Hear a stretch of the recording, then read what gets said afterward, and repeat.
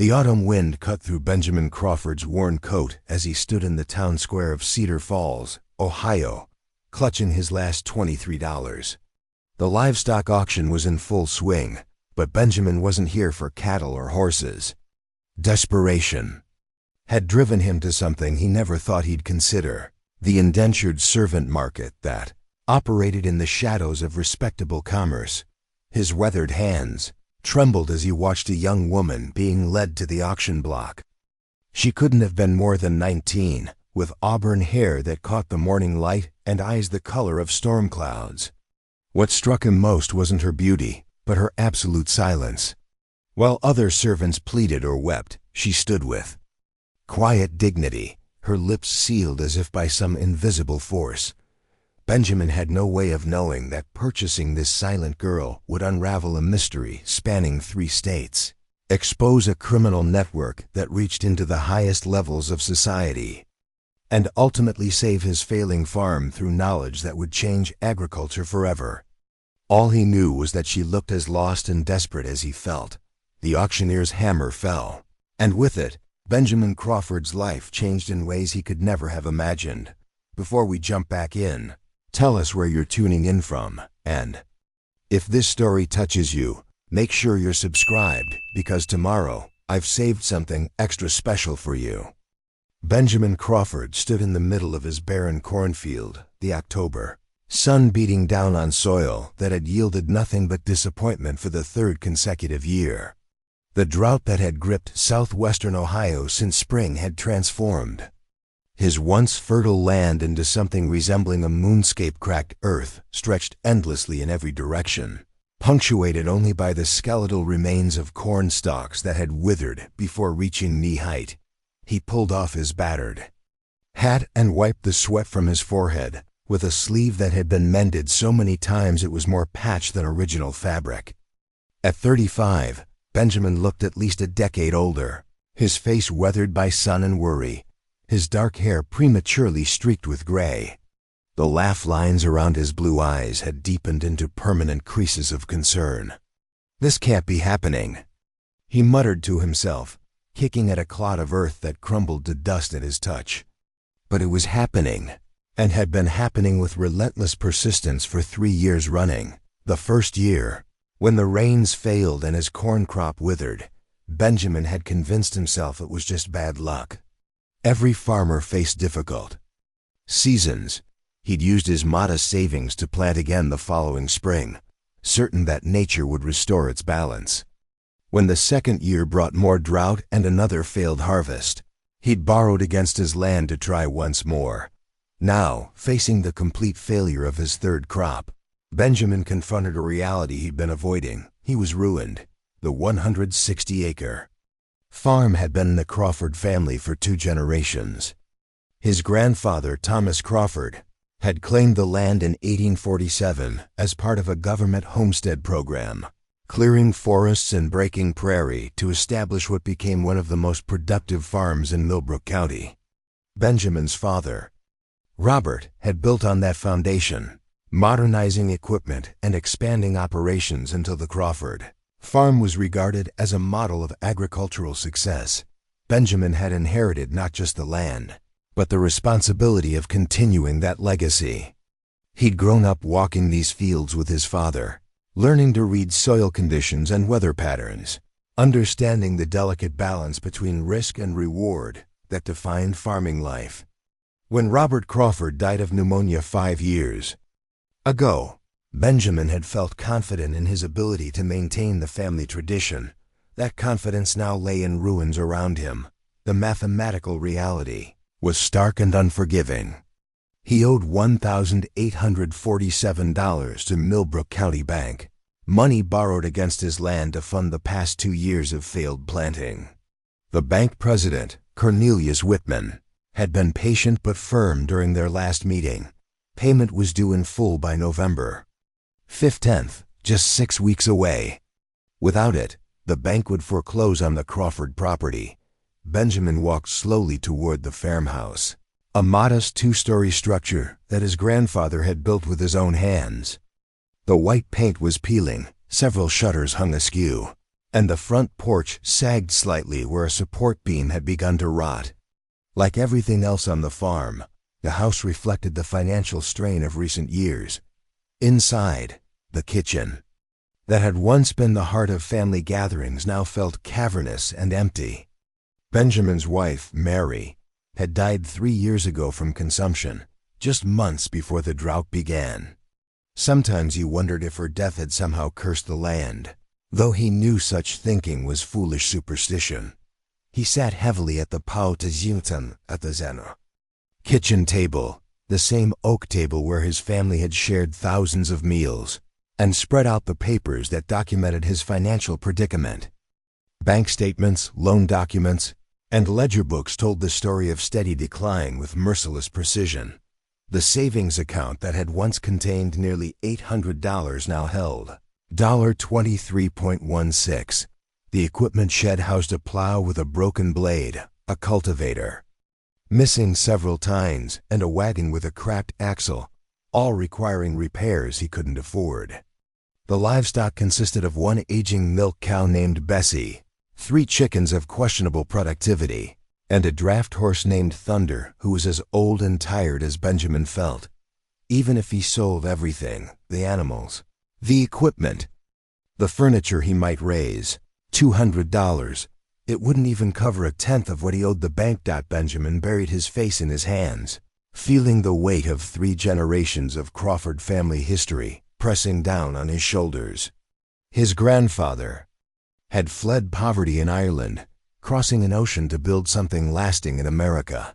His father had survived the Civil War, economic panics, and the challenges of establishing a modern farm operation.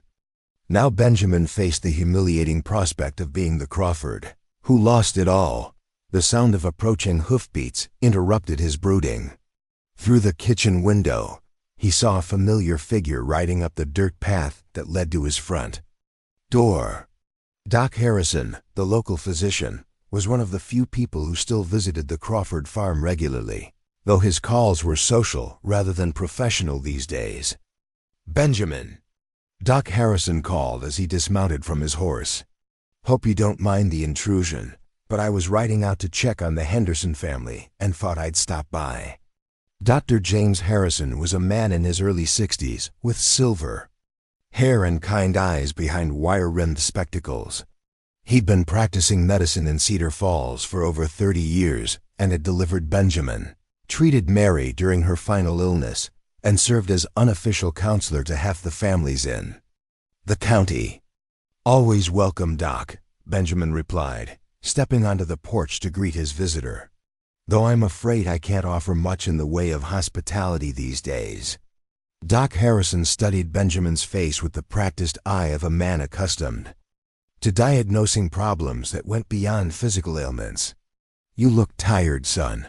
More than tired, actually. You look like a man carrying the weight of the world." "Close enough," Benjamin admitted, gesturing for the doctor to join him on the porch steps. "I suppose you've heard about my situation." "Word travels fast in a county this size," Doc Harrison acknowledged gently. "Bank foreclosure untold. I'm sorry, Benjamin. I know what this place means to you." Benjamin stared out at his failed fields, watching dust devils dance across the barren landscape. 3 generations of Crawfords have worked this land. "Doc, my grandfather cleared trees and broke prairie with his bare hands. My father built it into something prosperous and respected. And I'm the one who's going to lose it all. The drought isn't your fault, Benjamin. Every farmer in the county is struggling. But not every farmer borrowed against their land to keep trying," Benjamin replied bitterly. "I kept thinking the rains would come, that things would turn around. Instead, I just dug myself deeper into debt."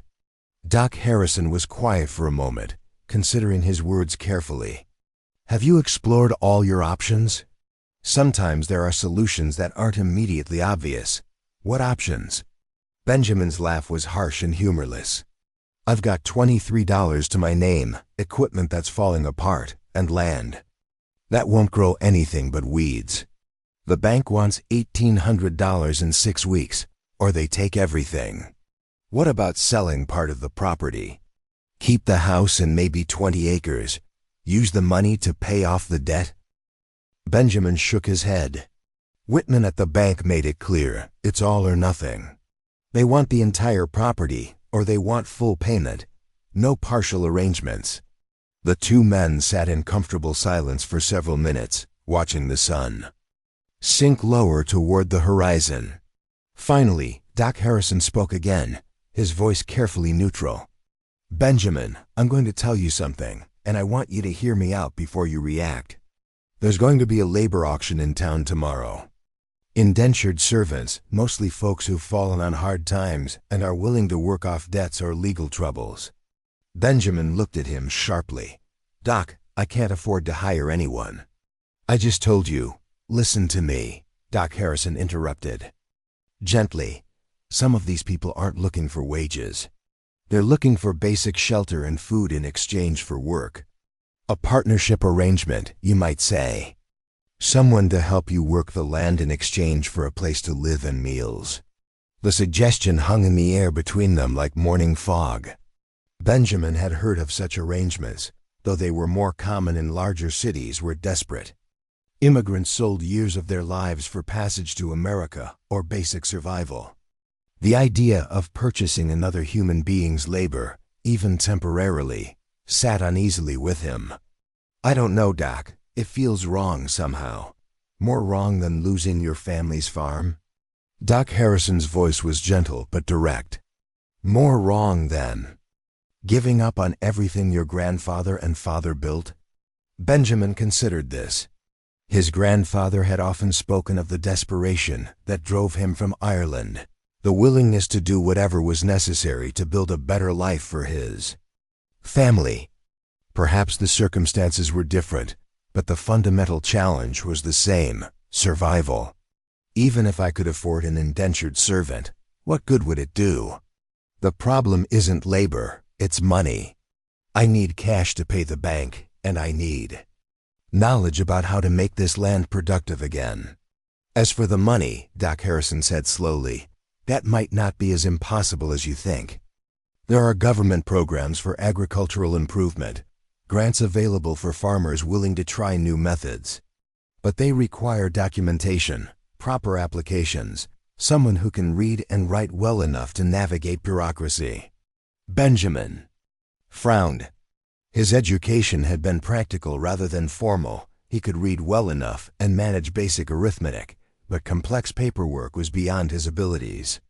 And as for making the land productive, Doc Harrison continued, well, you'd be surprised what some people know. I've met indentured servants with backgrounds in agriculture, horticulture, even soil science. People who lost everything but still retain valuable knowledge. The doctor stood to leave, but paused at the top of the porch steps. I'm not telling you what to do, Benjamin.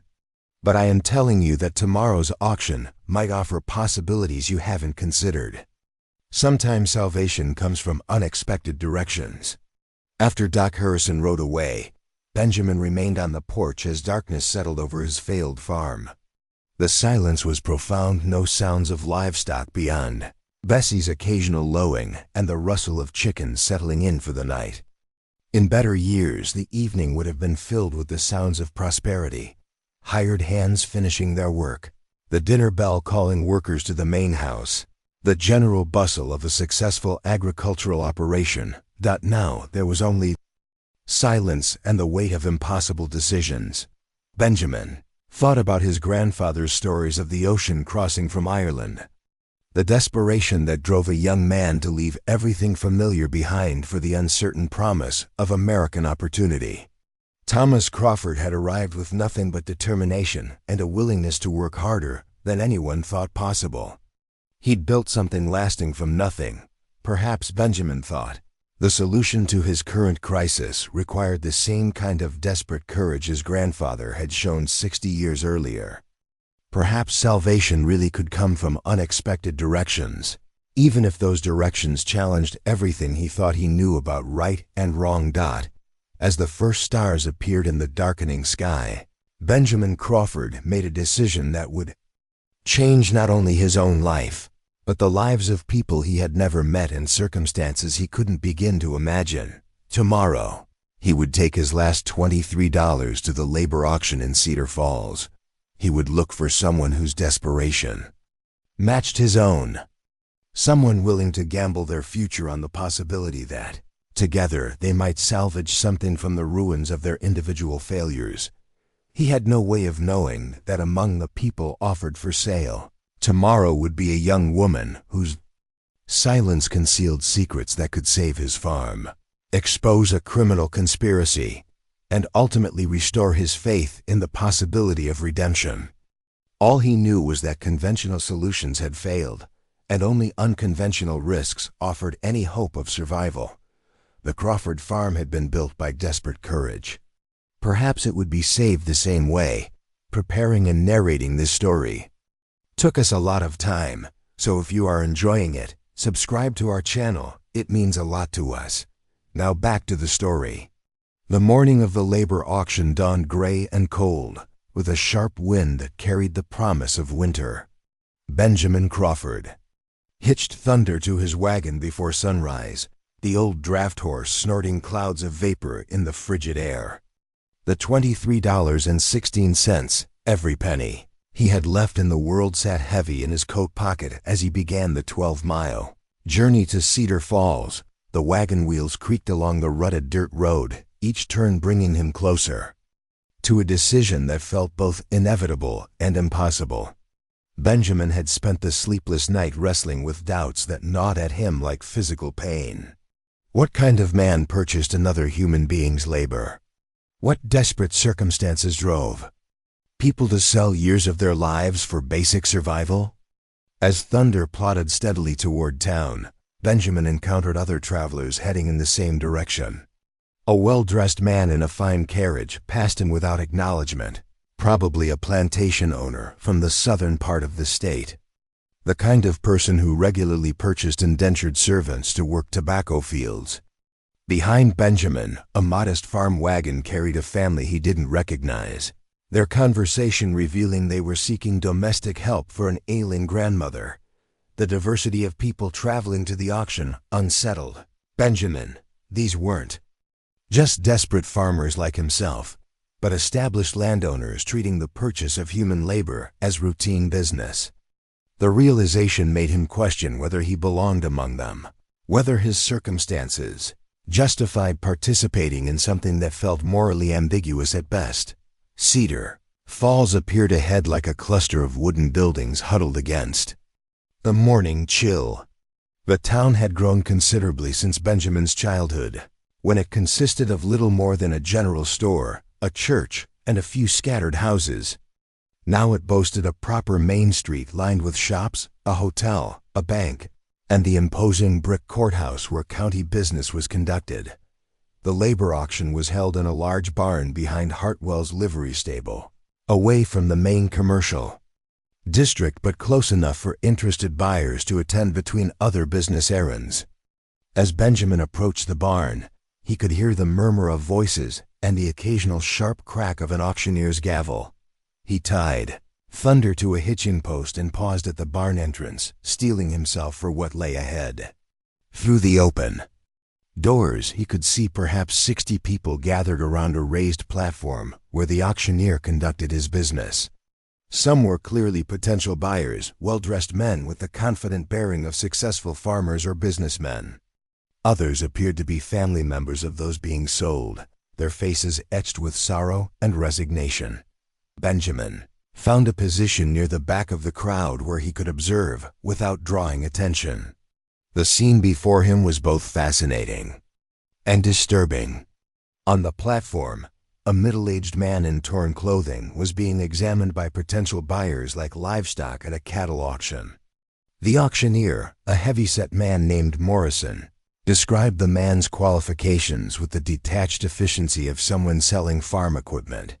Strong back, good with horses, worked 10 years as a stable hand before circumstances led him here.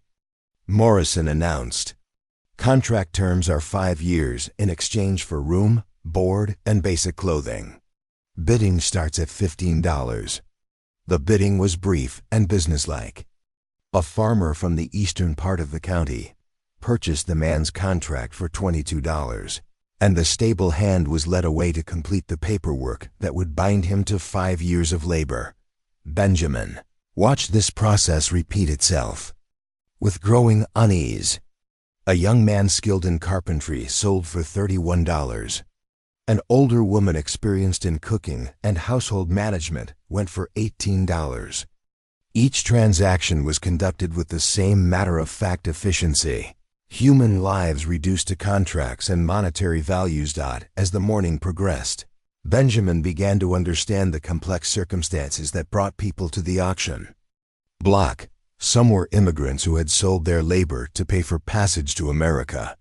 Others were locals who had fallen into debt or legal trouble and chose indentured servitude over prison or destitution. A few appeared to be running from situations they wouldn't or couldn't explain. What struck Benjamin most powerfully was the resignation in their faces. These weren't people who had chosen their circumstances so much as people who had run out of choices. Their expressions reminded him uncomfortably of his own feelings over the past months, the gradual acceptance that life had overwhelmed his ability to control it. "Next item," Morrison announced, consulting his ledger. Young woman, approximately 19 years of age, excellent health, some domestic skills.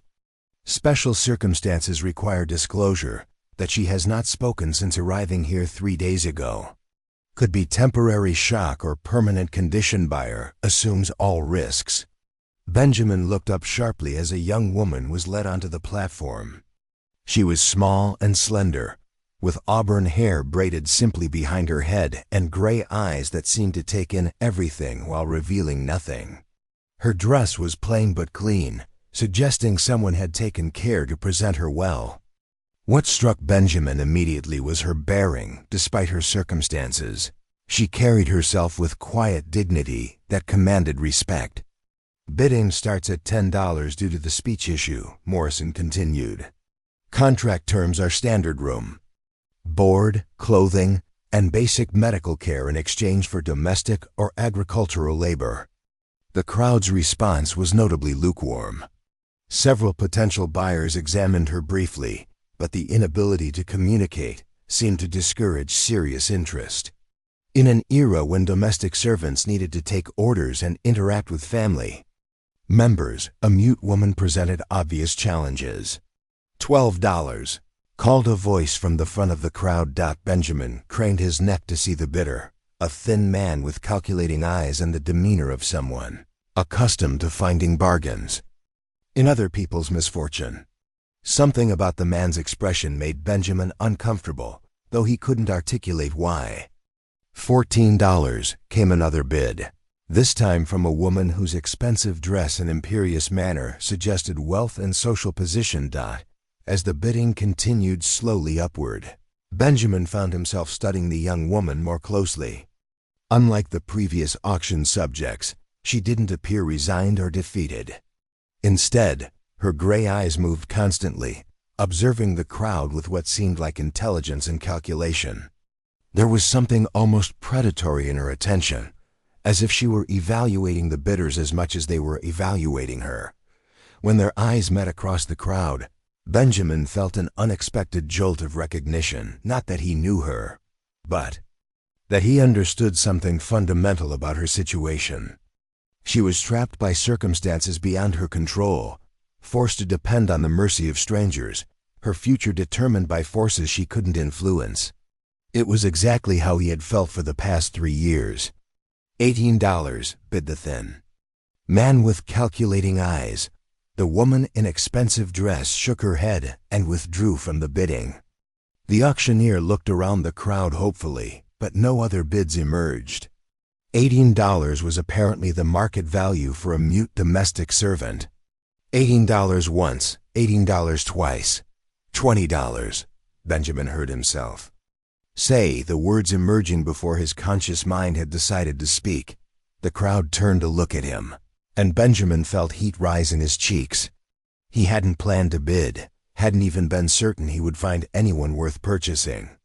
But something about the young woman's situation had resonated with his own desperation in a way that transcended rational decision-making. The thin man scowled and raised his bid to $22. Benjamin hesitated, calculating rapidly. At $22, he would have barely enough money left for basic supplies to get through the winter. But looking at the thin man's predatory expression, he found himself unable to retreat. $23, Benjamin said firmly. It was everything he had except the 16 cents. And everyone in the barn seemed to sense the finality in his voice. The thin man studied Benjamin for a long moment, perhaps recognizing a desperation that matched his own determination, then shook his head and stepped back. $23 once, $23 twice. Sold to the gentleman in the back, Morrison announced, bringing his gavel down with decisive authority. As Benjamin made his way forward to complete the purchase, he caught sight of the young woman's face. For just an instant, her carefully controlled expression slipped, revealing something that might have been relief or gratitude. Then the mask returned, and she was once again the silent, dignified figure who gave away nothing of her thoughts or feelings. The paperwork was surprisingly complex. Morrison explained that the contract bound the young woman, identified in the documents only as Jane Doe, origin unknown, to 5 years of labor in exchange for basic necessities. Benjamin would be responsible for her housing, feeding, clothing, and medical care. In return, she would provide domestic and agricultural labor as directed. No family name? Benjamin asked, reviewing the sparse information on the documents. She arrived 3 days ago with a group of immigrants from a ship that docked in Cleveland, Morrison explained. Someone paid for her transport here but provided no background information. She hasn't spoken since arrival, so we don't know much about her circumstances. Benjamin signed the papers with a hand that trembled slightly, officially becoming responsible for another human being's welfare when he could barely manage his own. As Morrison counted out his $23, Benjamin realized he had just spent his last money on someone who might not even be able to help with the most basic farm chores. She's your responsibility now, Morrison said, handing Benjamin a copy of the contract. Good luck with her. Benjamin approached the young woman, who stood quietly beside the platform waiting for instructions. Up close, he could see that her gray eyes were intelligent and alert, constantly moving to assess her surroundings. Her hands, though small, showed calluses that suggested familiarity with hard work. My name is Benjamin Crawford, he said gently. I have a farm about 12 miles from here. I'll try to treat you fairly and provide what you need. She nodded once, a minimal acknowledgement that she understood, but offered no other response. Her silence was complete and somehow profound, as if she had made a conscious decision to withdraw from verbal communication entirely. The wagon ride back to the farm passed in awkward quiet. Benjamin attempted conversation several times, explaining about the farm, the work that would be required, the simple accommodations he could provide. The young woman listened attentively, occasionally nodding to show understanding, but never made any sound. As they traveled the familiar roads back to his property, Benjamin began to question the wisdom of his impulsive decision. He had purchased the labor of someone who couldn't communicate, whose background was completely unknown, whose ability to help with farm work was questionable at best. He had spent his last money on what might prove to be an expensive mistake. But as the afternoon wore on, Benjamin noticed small details that suggested his purchase might not have been entirely foolish. When thunder stumbled slightly on an uneven section of road, the young woman instinctively reached out to steady Benjamin, showing quick reflexes and consideration for others. When they passed a field where another farmer was harvesting late corn, she studied the operation with obvious interest and understanding. Most telling of all, when they crested the hill that provided the first view of the Crawford farm, she leaned forward intently, her gray eyes taking in every detail of the layout with what appeared to be professional assessment. She examined the positioning of buildings, the condition of fences, The state of the fields with the kind of systematic attention that suggested familiarity with agricultural operations.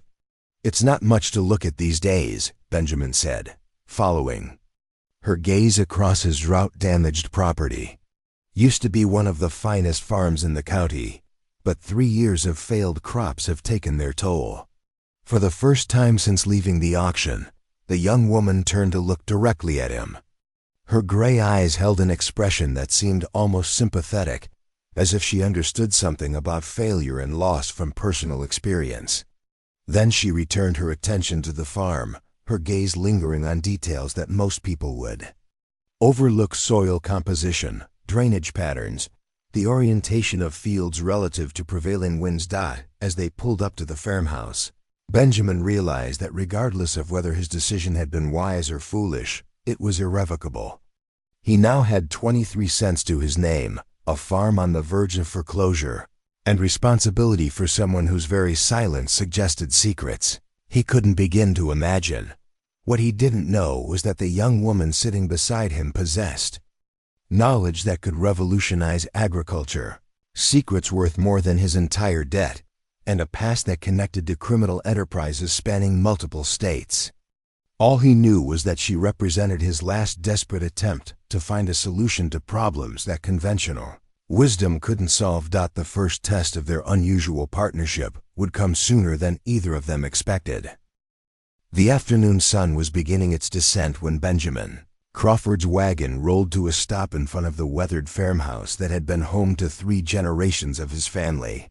The young woman, still nameless in any meaningful way, sat quietly beside him, her gray eyes taking in every detail of her new surroundings with the methodical precision of someone conducting a professional survey. Benjamin climbed down from the wagon bench, his joints protesting after the long day's journey, and offered his hand to help her down. She accepted the assistance with a brief nod of acknowledgement, then stood for a moment studying the farmhouse with an expression that seemed almost analytical.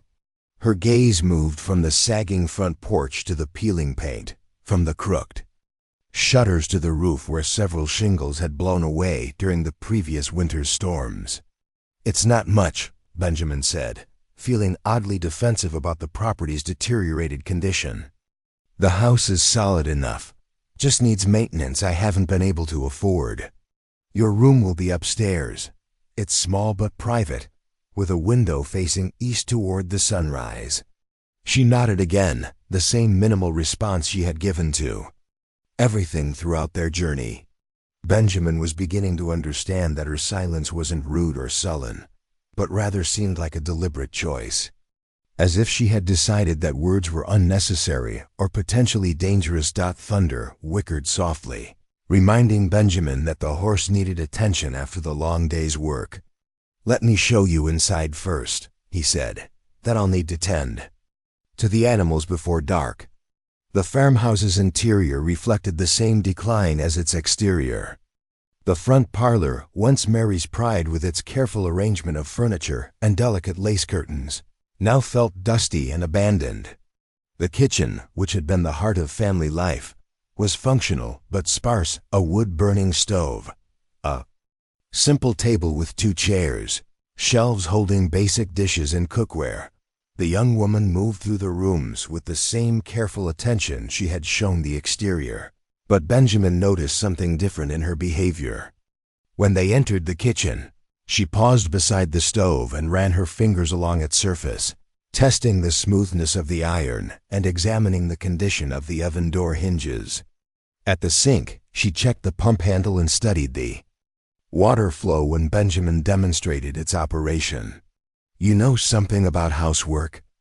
Benjamin asked, though he immediately felt foolish for expecting a verbal response. Instead of nodding, she moved to the pantry and began examining the sparse contents with obvious understanding. Her hands moved efficiently, checking the condition of flour barrels, testing the seal on preserved jars, even tasting a small amount of salt to assess its quality. These weren't the actions of someone unfamiliar with domestic work.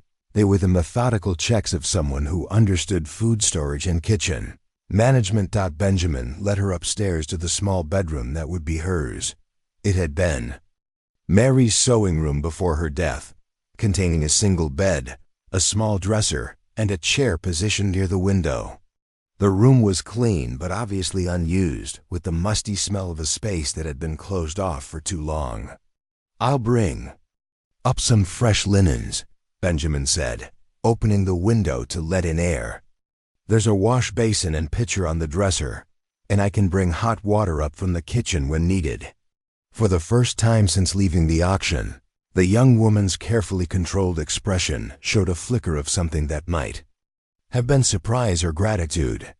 She touched the bed's quilt, one of Mary's handiwork, with gentle fingers, then moved to the window to look out at the farm's layout from this elevated perspective. What she saw seemed to capture her attention completely.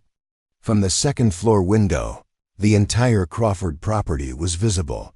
The failed cornfield stretching toward the eastern horizon, the small orchard where fruit trees struggled without proper care, the vegetable garden plot that had been abandoned when Benjamin could no longer afford seeds, and the various outbuildings that housed equipment and animals. But rather than viewing this scene with the disappointment or dismay that most people showed when confronted with the farm's current condition, she studied it with what appeared to be professional interest. Her eyes moved systematically across the landscape, pausing at certain features with an intensity that suggested she was seeing possibilities rather than problems. "I know it doesn't look like much," Benjamin said, joining her at the window. 3 years ago, those fields were green with corn tall as a man's head. The orchard produced enough apples to sell at market, and we had vegetable gardens that fed the family with surplus to preserve for winter. But the drought... He trailed off, unable to finish the familiar litany of disappointments. The young woman turned from the window to look at Benjamin directly, and for a moment her gray eyes held an expression that seemed almost encouraging, as if she wanted to communicate something important, but couldn't find a way to do so without words. Then the moment passed, and she returned her attention to the view outside. "I'll let you get settled," Benjamin said. "I need to tend to the animals and see about some supper. There's not much, but we'll make do." As he headed back downstairs, Benjamin reflected on the strangeness of his situation. He had spent his last money on someone he couldn't communicate with, whose background was completely unknown, whose ability to help with farm work remained unproven. Yet something about her presence in the house already felt different from the oppressive loneliness that had characterized his life since Mary's death. The evening chores took longer than usual because Benjamin found himself explaining his routine aloud, partly from nervousness and partly from a hope that understanding the farm's operations might help his new employee contribute more effectively. Thunder needed to be unhitched, watered, and fed. Bessie the cow required milking, though her production had declined along with everything else on the farm. The chickens needed to be secured in their coop before darkness brought the threat of foxes and other predators. As Benjamin worked, he became aware that he was being observed. The young woman had positioned herself at the kitchen window where she could watch his activities in the barnyard. Her attention seemed particularly focused when he struggled with equipment, repairs a broken gate latch that wouldn't hold properly, a water trough with a leak that wasted precious well water, a section of fence where posts had begun to rot and lean precariously. When Benjamin returned to the house, he found that she had made herself useful during his absence. The kitchen had been thoroughly cleaned, with dishes washed and put away, the floor swept, and the stove prepared for cooking. More surprisingly, she had somehow managed to locate ingredients for a simple but substantial meal. Cornbread made from the last of his cornmeal, beans seasoned with herbs she must have found in Mary's neglected garden, and coffee that actually tasted better than anything Benjamin had managed to produce in recent months. "You didn't need to do all this," Benjamin said, though his gratitude was evident. "I know you must be tired after the day's travel." She gestured toward the table where 2 place settings waited, indicating that they should eat together. This simple act of inclusion struck Benjamin as remarkably thoughtful. Many employers of indentured servants maintained strict social boundaries, treating their workers more like property than people. The meal passed in comfortable silence, though Benjamin found himself stealing glances at his dinner companion and wondering about her story. Her table manners were refined, suggesting education, or at least exposure to polite society. Her efficiency in the kitchen indicated extensive domestic experience. Yet her presence at the labor auction suggested circumstances that had stripped away whatever advantages she might once have possessed. After dinner, Benjamin attempted to establish some basic communication about work expectations and daily routines. Using gestures and simple demonstrations, he explained the care of animals, the maintenance tasks that kept the farm operational, and the domestic work that needed attention.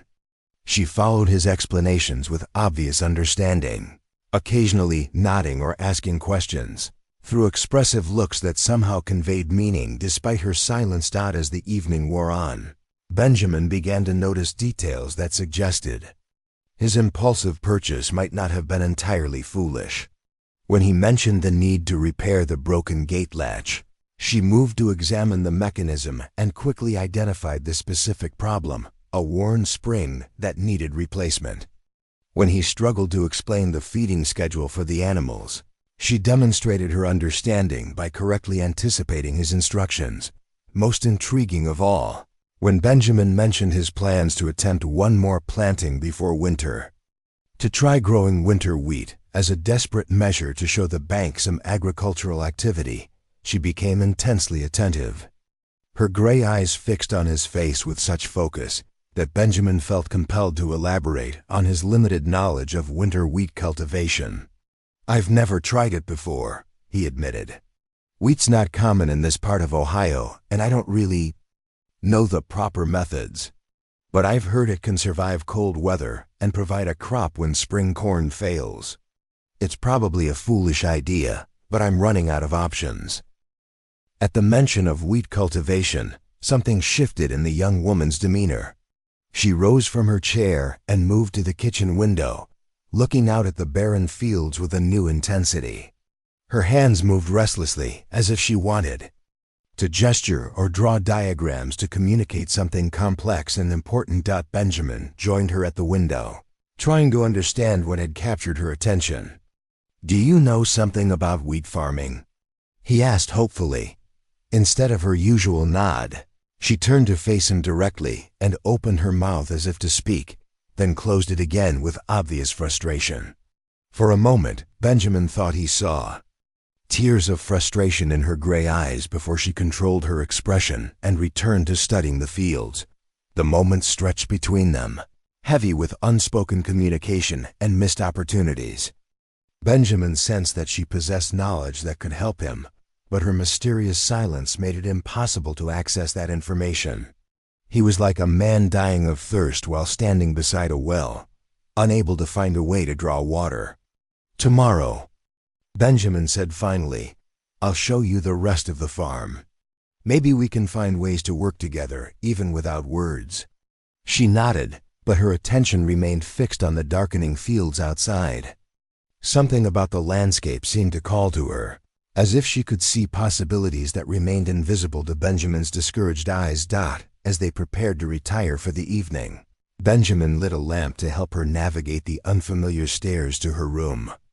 At the foot of the staircase, she paused and turned back to him, her expression serious and somehow grateful.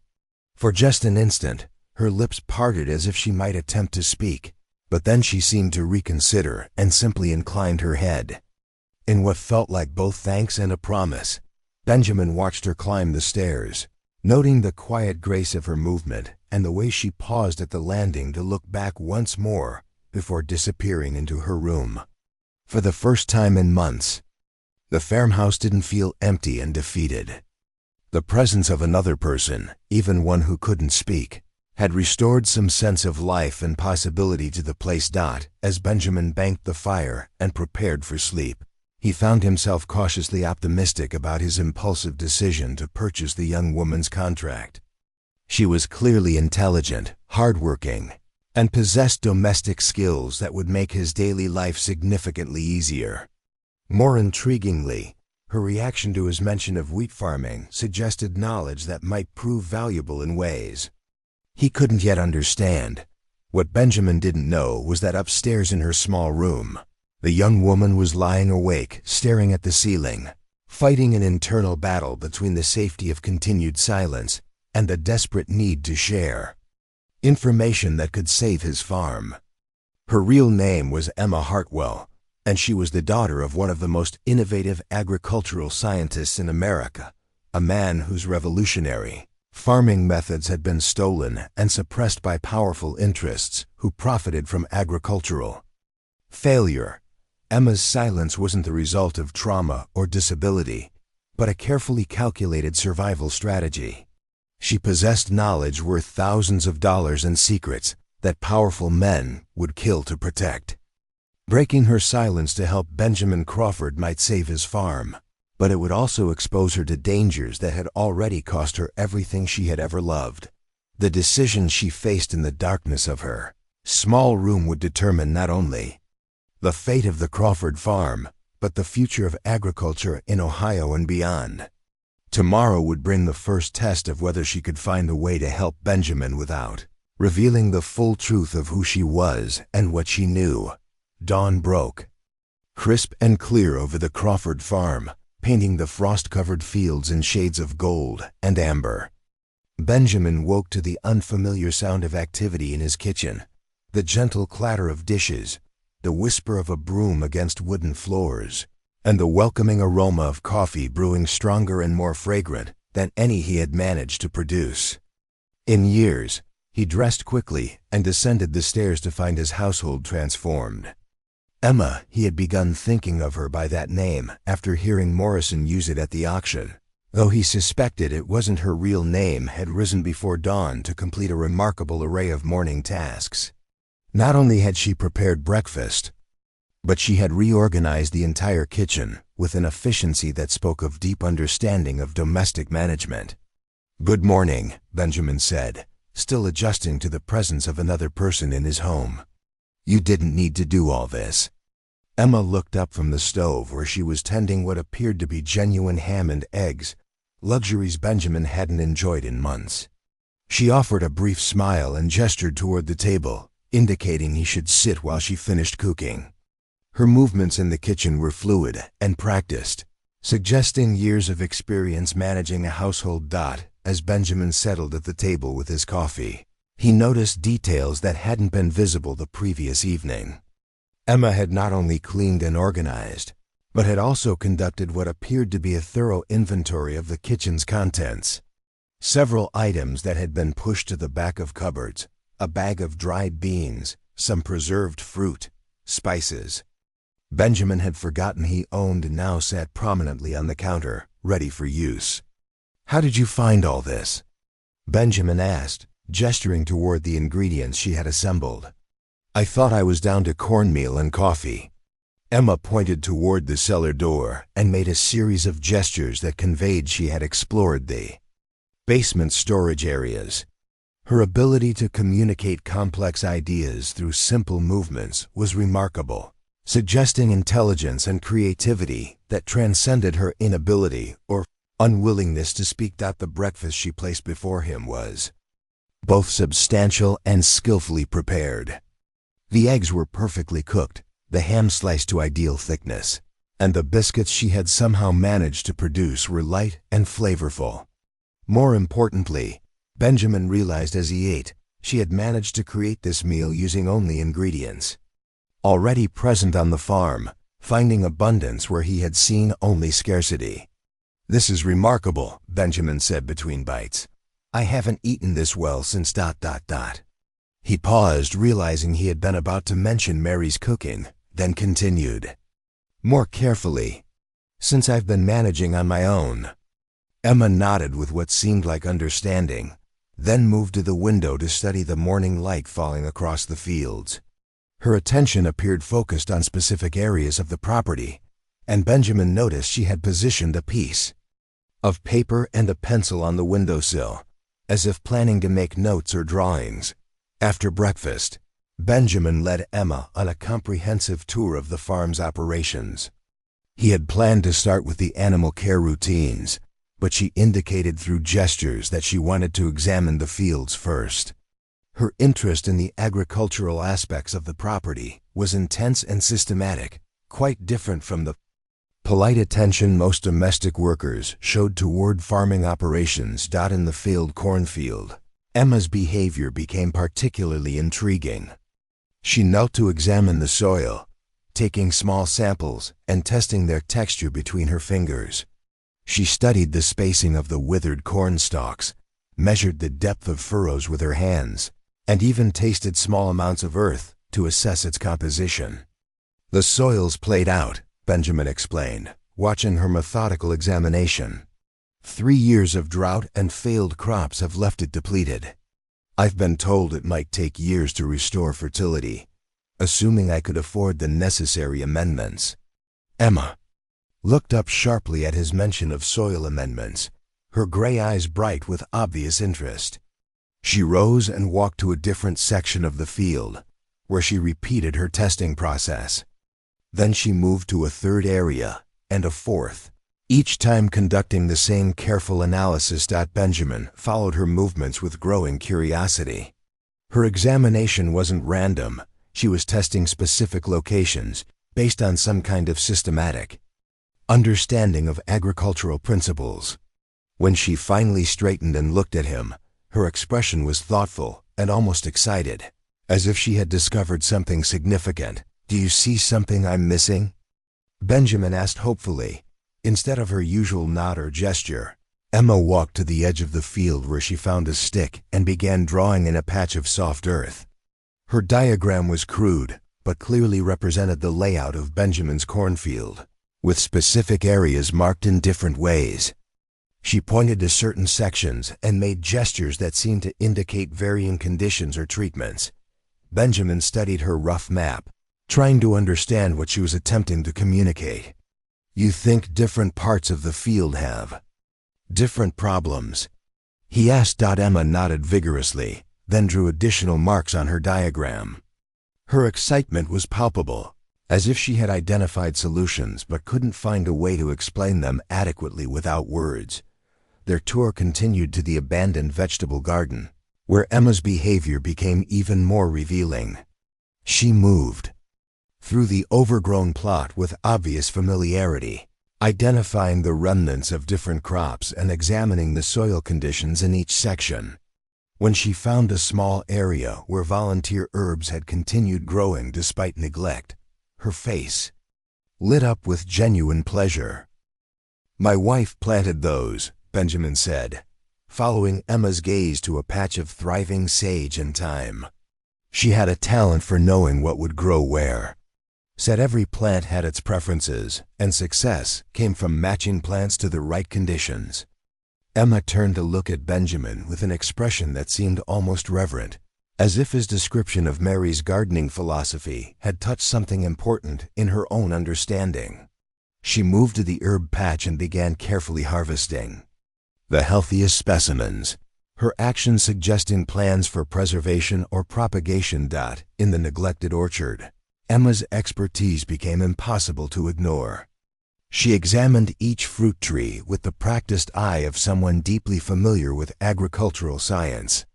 Her hands moved along branches and trunks, checking for signs of disease, pest damage, and nutritional deficiency. At one apple tree that Benjamin had assumed was dying, she spent several minutes conducting what appeared to be a professional assessment. "That one's been failing for 2 years," Benjamin said. "I figured it was finished." Emma shook her head firmly and began making gestures that seemed to indicate the tree's problems were correctable. She pointed to specific branches that needed pruning, areas around the base that required attention, and sections of bark that showed signs of treatable conditions. Her confidence was remarkable. This wasn't guesswork, but informed diagnosis based on extensive knowledge. "You know about fruit trees?" Benjamin asked, though the answer was obvious from her behavior.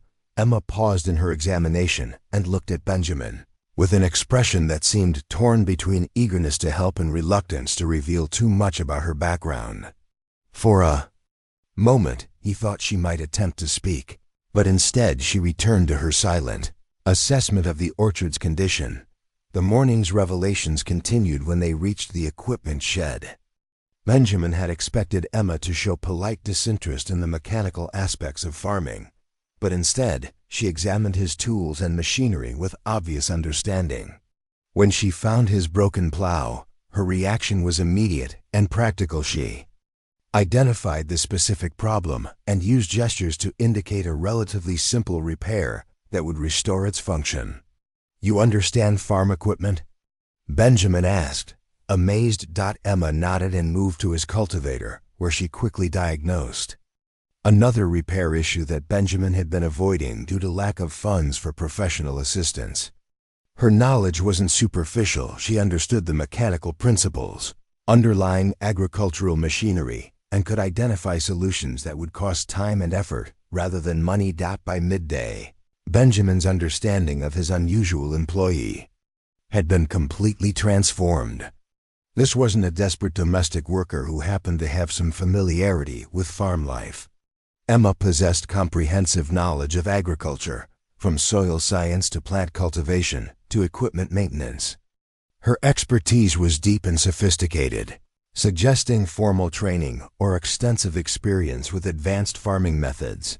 During their simple lunch of bread and preserved fruit, Benjamin attempted to understand more about Emma's background through careful questioning. Her responses, communicated through gestures and expressions, revealed that she had indeed worked extensively with agricultural operations, though the specifics remained unclear. "Where did you learn so much about farming?" Benjamin asked directly. Emma's expression became guarded, and she looked away without responding. Benjamin sensed he had touched on something sensitive, perhaps related to the circumstances that had brought her to the labor auction.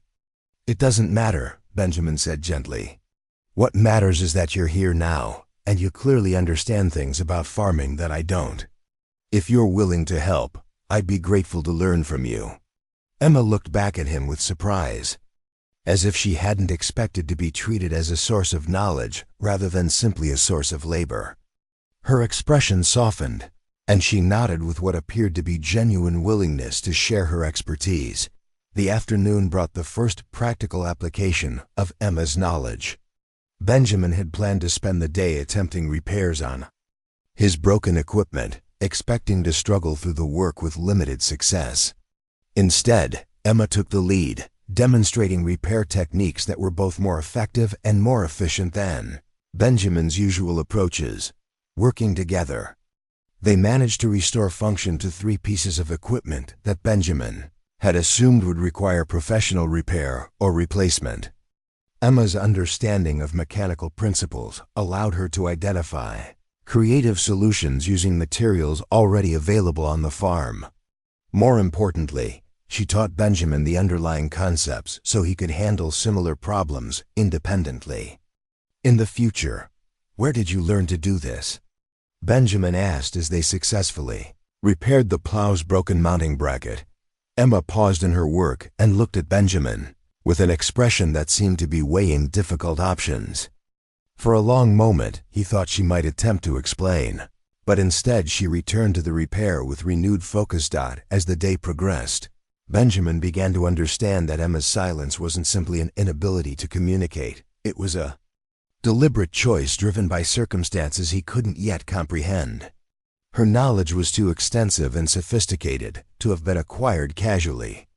Someone had taught her advanced agricultural techniques, mechanical repair, and scientific approaches to farming that went far beyond typical experience. The most revealing moment came late in the afternoon when Benjamin mentioned his desperate plan to attempt winter wheat cultivation. Emma's reaction was immediate and intense. She dropped the tool she was holding and turned to face him with an expression of such focused attention that it was almost unsettling. "You know about winter wheat?" Benjamin asked. Emma nodded slowly, then moved to the side of the barn where she found a piece of charcoal and began drawing on the weathered wooden wall. Her diagram was detailed and precise, showing the proper spacing for wheat planting, the depth requirements for seed placement, and what appeared to be a sophisticated understanding of soil preparation techniques. Benjamin studied her drawings with growing excitement. "This is exactly what I need to know," he said. "Can you help me plant wheat properly?" Emma's response was a firm nod, followed by additional drawings that showed seasonal timing, cultivation methods, and what appeared to be innovative techniques for maximizing yield in challenging conditions. Her knowledge was comprehensive and current, suggesting exposure to the most advanced agricultural science available. As evening approached, and they completed the day's work, Benjamin realized that his impulsive purchase at the labor auction had been far more significant than he had imagined. Emma wasn't just a domestic worker who could help maintain his household. She was an agricultural expert whose knowledge might be exactly what he needed to save his farm.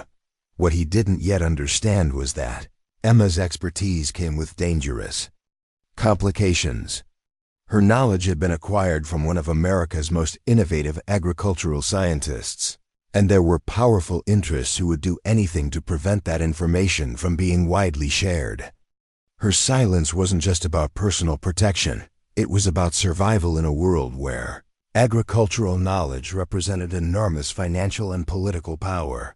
The growing trust between Benjamin and Emma was about to be tested by forces neither of them fully understood, as her decision to help him would soon attract attention from people who had been searching for her across multiple states. Her first words, when they finally came, would indeed change everything, but not in ways that either of them could have anticipated. 3 weeks after Emma's arrival, the Crawford farm was beginning to show signs of transformation that Benjamin could never have imagined possible. What had seemed like irreversible decline was slowly giving way to organized efficiency and renewed purpose. More importantly, the growing partnership between Benjamin and Emma had evolved into something deeper than a simple employer-employee relationship.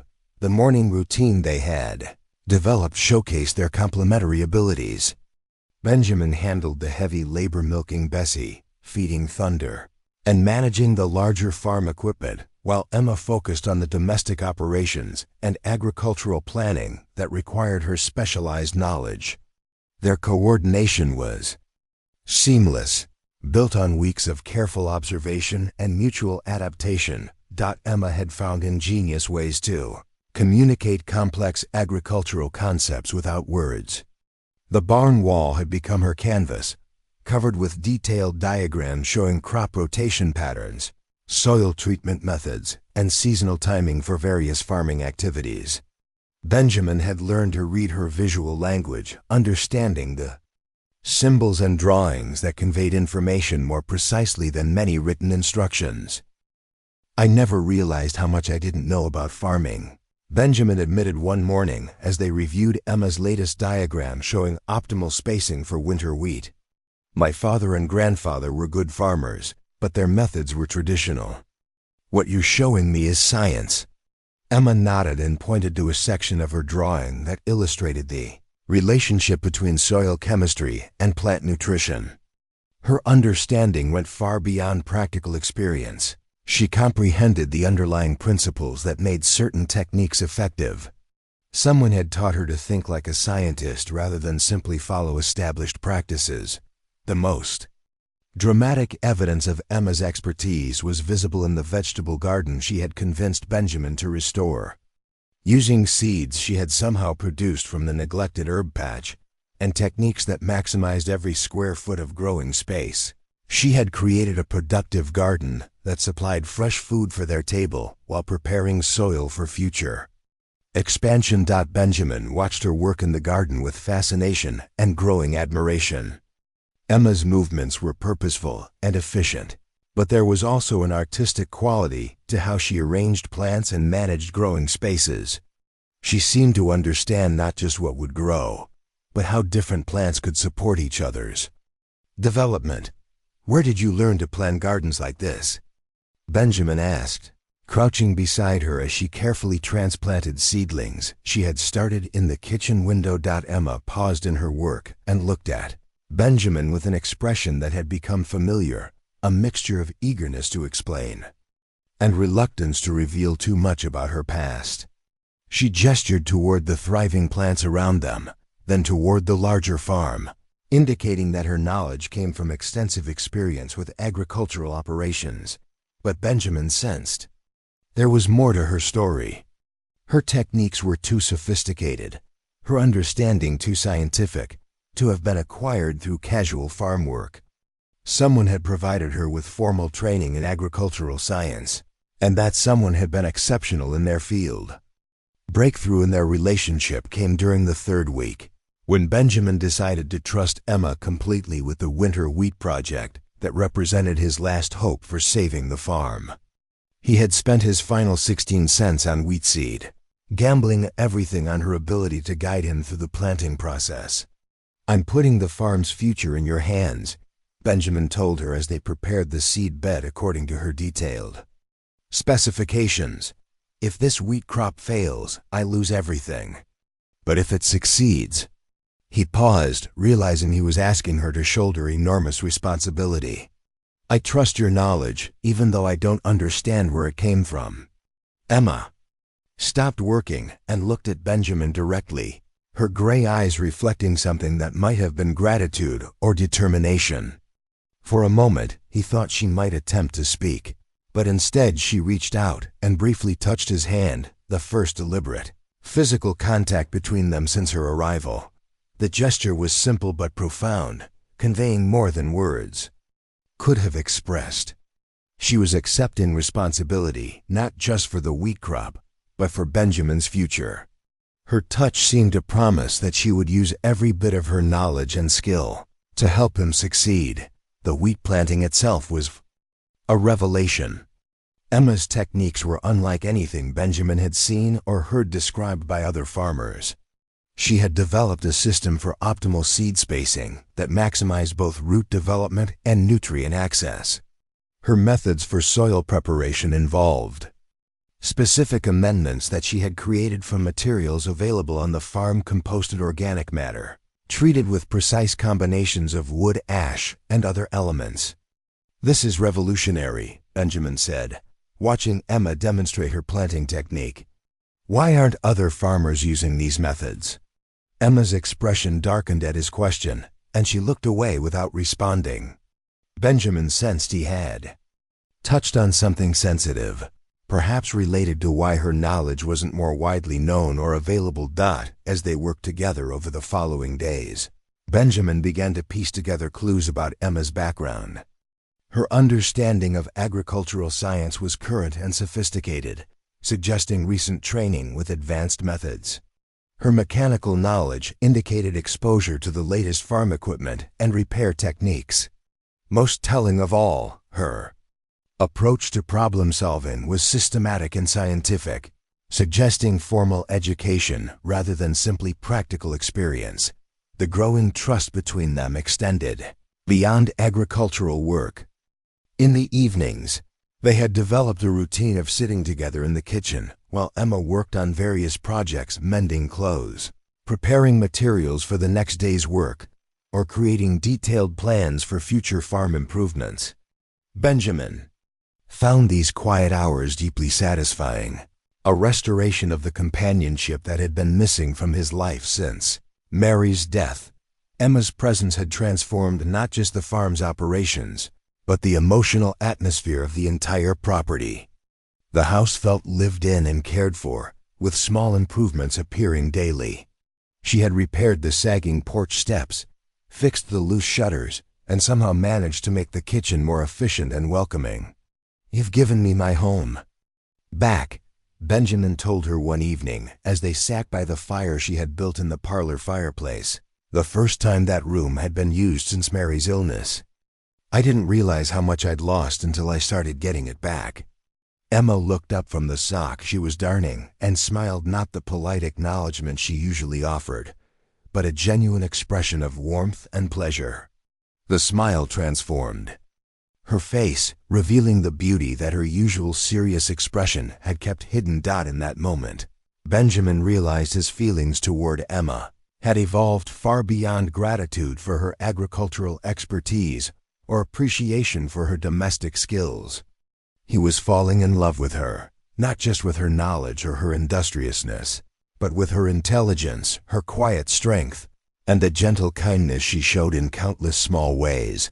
The realization should have been disturbing. Emma was his indentured servant, bound to 5 years of labor on his farm. The social and legal complications of developing romantic feelings for someone in her position were significant. Yet Benjamin couldn't deny what was happening in his heart. Emma seemed to sense the change in his feelings, though she gave no direct indication of her own emotional state. Her behavior toward him remained consistent, respectful, helpful, and quietly companionable, but Benjamin noticed small changes that suggested she was not indifferent to his growing attachment. She had begun taking extra care with her appearance, braiding her hair more elaborately and keeping her dress cleaner despite the demanding farm work. She often looked at him with expressions that seemed more personal than professional, though she always looked away when their eyes met for too long. The most significant change was in her willingness to share her knowledge. Initially, Emma had been cautious about revealing the full extent of her expertise, offering help but remaining guarded about the sources of her information. Now she was teaching Benjamin advanced techniques with obvious enthusiasm, as if she had decided to trust him completely with her secrets. "I wish I could know your real story," Benjamin said one evening as they reviewed her plans for expanding the farm's operations. "Not because I don't trust you, but because I'd like to understand how you came to know so much." Emma set down her pencil and looked at Benjamin with an expression that seemed torn between longing and fear. Her lips parted slightly, as if she were considering speaking, but then she shook her head and returned to her drawings. Benjamin didn't press the issue, though he sensed Emma was struggling with some internal conflict about maintaining her silence. Whatever had brought her to the labor auction, whatever had convinced her that safety lay in not speaking, it was powerful enough to override her obvious desire to communicate fully with him. The 4th week brought their first real test as partners, when an early winter storm threatened the newly planted wheat crop. Emma's reaction to the approaching weather was immediate and intense. She spent hours studying the sky and wind patterns, clearly worried about the potential impact on their careful agricultural planning. Benjamin had planned to simply hope for the best, as farmers had always done when faced with uncontrollable weather. But Emma had different ideas. She developed an elaborate plan for protecting the wheat using temporary windbreaks and drainage modifications that would minimize damage from wind and excess moisture. Working together through the storm, Benjamin and Emma managed to save most of the wheat crop using techniques that Benjamin had never heard of, but that proved remarkably effective. Emma's understanding of weather patterns and plant protection went far beyond traditional farming knowledge, suggesting exposure to the most advanced agricultural science available. "You saved our crop," Benjamin said as they surveyed the protected wheat field after the storm passed. "Without your knowledge, I would have lost everything." Emma nodded, but her expression was troubled rather than triumphant. She pointed toward the horizon, where other farms had suffered obvious damage from the storm. Her gesture seemed to indicate regret that her knowledge couldn't help other farmers facing similar challenges. "You wish you could help everyone," Benjamin observed. Emma's response was a look of such profound sadness that Benjamin was moved to reach out and gently touch her shoulder. She didn't pull away from his touch, instead leaning slightly into his hand as if drawing comfort from the contact. In that moment, Benjamin understood that Emma's silence wasn't just about protecting herself. It was about protecting knowledge that could revolutionize agriculture, but that was somehow too dangerous to share freely. Her expertise came with complications that made her both valuable and vulnerable. The growing bond between them was becoming deeper and more complex than either had anticipated. Benjamin was falling in love with a woman whose true identity remained a mystery, while Emma was torn between her desire to help him and her need to protect secrets that could endanger them. Neither of them realized that they're successful. Wheat planting had already attracted attention from people who had been searching for Emma across multiple states. Her agricultural expertise, demonstrated in the storm protection techniques she had used, was too distinctive to remain hidden much longer. The peaceful partnership they had built was about to be shattered by the arrival of forces from Emma's past, forces that would test not only their growing love, but their ability to protect the knowledge that could change agriculture forever. The morning of November 12th dawned deceptively peaceful, with frost sparkling on the young wheat shoots. That had become Benjamin Crawford's symbol of hope. In 3 days, his debt to the bank would come due, but for the first time in months, he felt cautiously optimistic. The wheat was growing well. Emma's innovations had restored productivity to other areas of the farm, and most importantly, he was no longer facing his challenges alone. Emma had risen even earlier than usual and was already in the kitchen when Benjamin came downstairs. But something was different about her demeanor, a tension in her shoulders and an alertness in her posture that reminded him of a deer sensing danger. She stood at the window overlooking the main road, her gray eyes fixed on something in the distance. "What is it?" Benjamin asked. Joining her at the window, Emma pointed toward the horizon where a small cloud of dust indicated approaching riders. In the clear morning air, Benjamin could make out 3 men on horseback, riding purposefully toward the Crawford farm. There was something about their approach, too direct and too determined to be casual travelers, that immediately set him on edge. Emma's reaction was even more dramatic. The color drained from her face, and her hands began to tremble slightly. She turned from the window and moved quickly toward the back door, as if planning to flee, then stopped and looked back at Benjamin with an expression of profound conflict. "Do you know who they are?" Benjamin asked, though Emma's behavior had already provided the answer. She nodded slowly, her face reflecting a mixture of fear and resignation. For a moment, Benjamin thought she might finally speak, might explain the circumstances that had brought such terror into her gray eyes. Instead, she moved to the kitchen table and quickly began writing on a piece of paper, the first time Benjamin had seen her attempt written communication. The note was brief but urgent. "They came for me. Hide the wheat plans. Burn my diagrams. Tell them nothing about the farming methods." Benjamin stared at the note, his mind racing. "Emma, who are these people? What do they want?" Before she could respond, the sound of hoofbeats reached the front yard. Emma quickly gathered the agricultural diagrams she had drawn on various papers, her movements urgent but efficient. She thrust the bundle into Benjamin's hands with a look that conveyed desperate importance. "Hide these," she whispered, the first words Benjamin had heard her speak, delivered in a voice rough from disuse, but unmistakably educated and refined. The sound of her voice, after weeks of silence, was startling in its clarity and intelligence. Benjamin barely had time to process the shock of hearing Emma speak before a harsh voice called from outside. "Crawford, we need to speak with you." Through the window, Benjamin could see 3 men dismounting from their horses. The leader was a tall, well-dressed man in his 50s with the bearing of someone accustomed to authority. The other 2 were younger and rougher, with the alert posture of men comfortable with violence.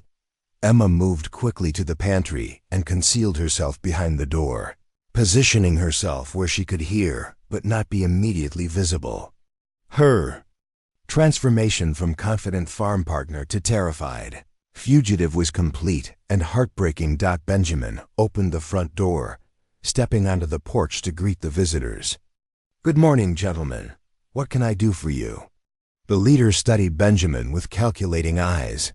"My name is Marcus Ashford. I represent certain business interests in Cleveland. We're looking for someone who may have come to this area recently, a young woman with specialized knowledge in agricultural matters." I'm not sure what you mean, Benjamin replied carefully, though his heart was racing. What kind of specialized knowledge? The kind that's worth a considerable amount of money. To the right people, Ashford said smoothly. The kind that certain parties would pay handsomely to recover or to see suppressed.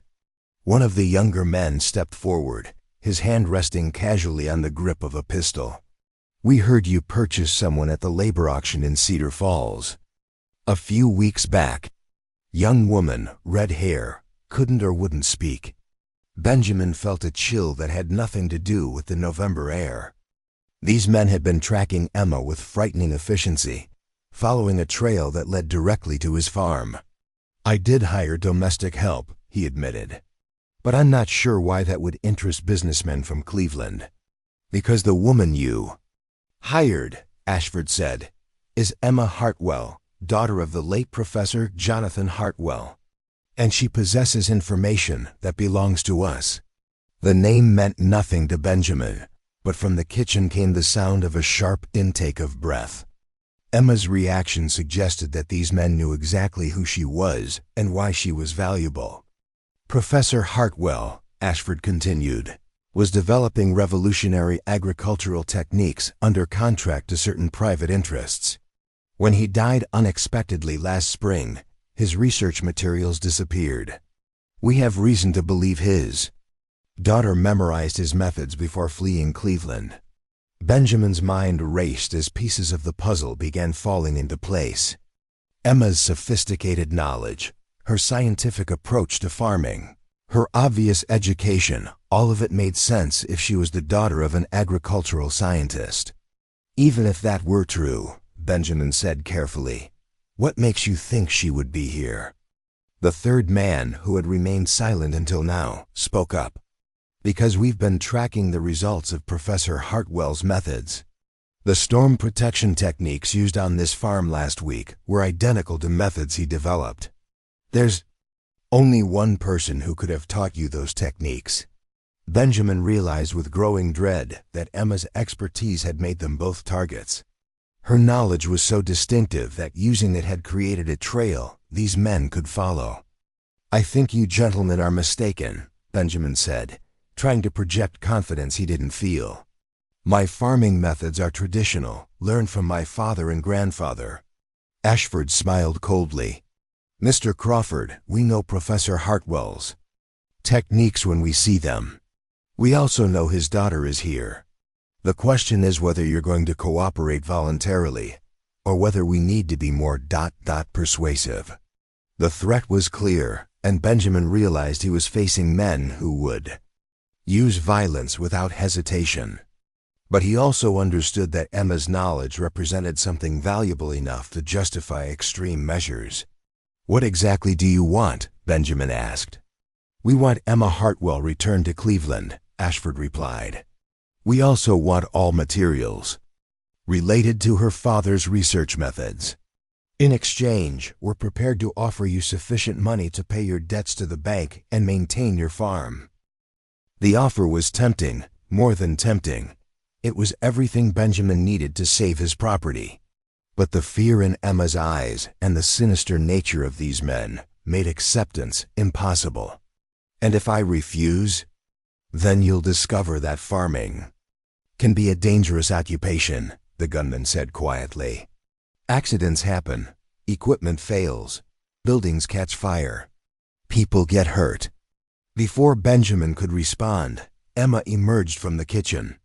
Her face was pale but determined, her posture erect, despite obvious fear. When she spoke, her voice was clear and strong. Leave him alone, she said. He doesn't know anything about my father's research. I never shared the complete methods with him. Ashford's eyes lit up with satisfaction. Miss Hartwell, we've been looking for you for quite some time. I know, Emma replied. And I know what you want, but you can't have it. I'm afraid that's not your decision to make, Ashford said smoothly. Your father's research was funded by our organization. When he died, ownership of his work transferred to us. You're simply returning stolen property.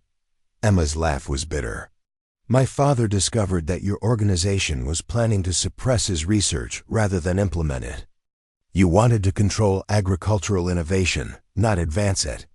That's why he was planning to publish his methods independently before he died.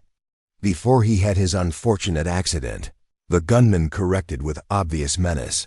The implication was clear: Professor Hartwell's death hadn't been natural.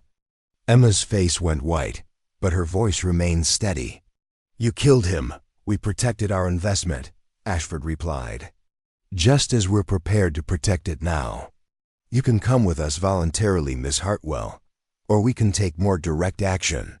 Benjamin stepped forward, positioning himself between Emma and the three men. She's not going anywhere with you. Mr. Crawford, Ashford said patiently, you're a farmer facing foreclosure. We're businessmen with resources and connections. This isn't a fight you can win. Maybe not, Benjamin replied, but it's one I'm going to have. The tension in the yard was explosive, with 5 people facing decisions that would determine not just their immediate safety, but the future of agricultural knowledge that could benefit thousands of farmers. Emma possessed techniques that could revolutionize food production, but that knowledge was controlled by people who valued profit over progress. You have 1 minute to decide, Ashford announced, checking his pocket watch. Miss Hartwell comes with us voluntarily, or we take her by force and deal with anyone who interferes. Emma looked at Benjamin with eyes full of gratitude and regret. I'm sorry, she whispered. I never meant to bring this danger to you. It's not your fault, Benjamin replied. Your father's knowledge should belong to farmers, not criminals. Emma nodded, seeming to draw strength from his support. When she spoke again, her voice carried new determination. I won't go with you, she told Ashford. And I won't let you suppress methods that could help farmers feed their families. Then you've made your choice, Ashford said coldly, nodding to his companion's dot as the 2 gunmen reached for their weapons. Benjamin realized that the peaceful partnership he and Emma had built was about to be tested by violence. The knowledge that could save his farm and revolutionize agriculture was worth killing for to some people. The confrontation that followed would determine not only their survival, but whether revolutionary agricultural techniques would remain buried or be shared with farmers who desperately needed them. Emma's first words had indeed changed everything, but the price of that change was about to be measured in blood. The farmyard erupted into chaos as Ashford's gunmen drew their weapons. Benjamin lunged forward, tackling the nearest man before he could fully clear his pistol from its holster. They crashed to the ground in a tangle of limbs, fighting desperately for control of the weapon while Emma scrambled toward the house. Get inside, Benjamin shouted, grappling with his opponent. Bar the doors, but Emma had other plans. Instead of fleeing to safety, she ran toward the barn where Benjamin kept his hunting rifle. Her movements were quick and purposeful, suggesting this wasn't the first time she had faced violent men seeking to control her father's knowledge. The second gunman took aim at Benjamin, but his shot went wide as thunder, spooked by the sudden violence, reared and knocked the man sideways. The massive draft horse's intervention gave Benjamin the crucial seconds he needed to wrestle the first pistol away from his attacker. Enough!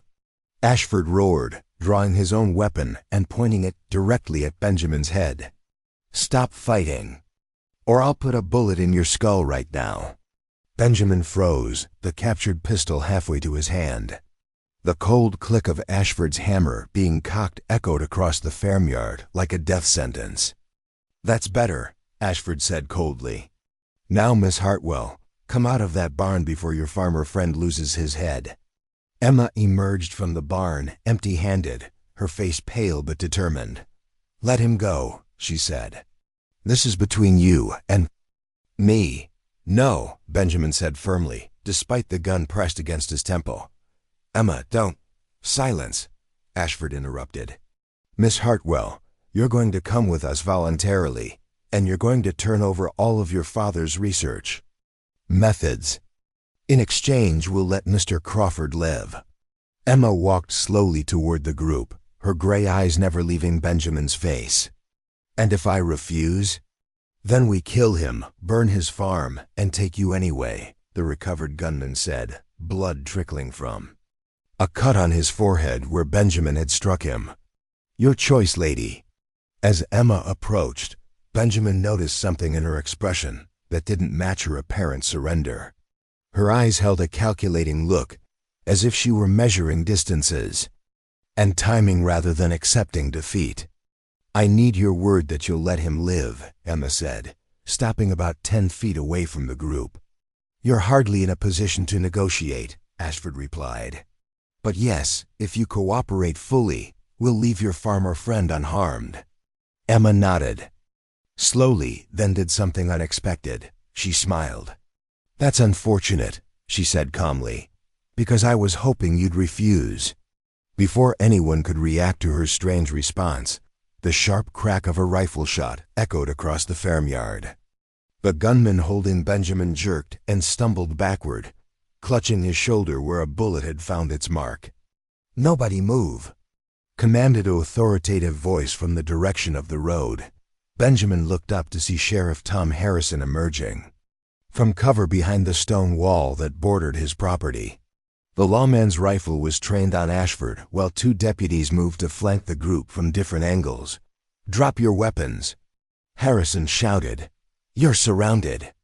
Emma's smile widened as she watched the criminals' shocked faces.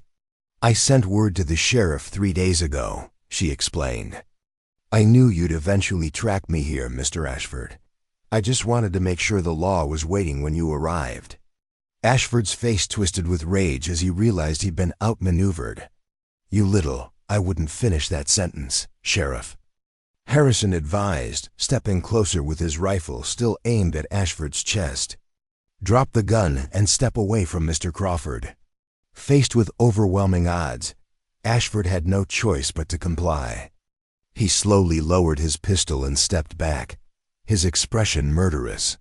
The wounded gunman was already on his knees, clutching his bleeding shoulder, while the third man had his hands raised in surrender. As the deputies moved in to arrest the intruders, Benjamin stood on unsteady legs, hardly believing their sudden reversal of fortune. "Emma, when did you contact the sheriff?" "The day after the storm," Emma replied, moving to Benjamin's side. "I recognized the signs that we were being tracked. The techniques we used to protect the wheat were too distinctive. I knew they would lead Ashford's people here eventually." "Sheriff."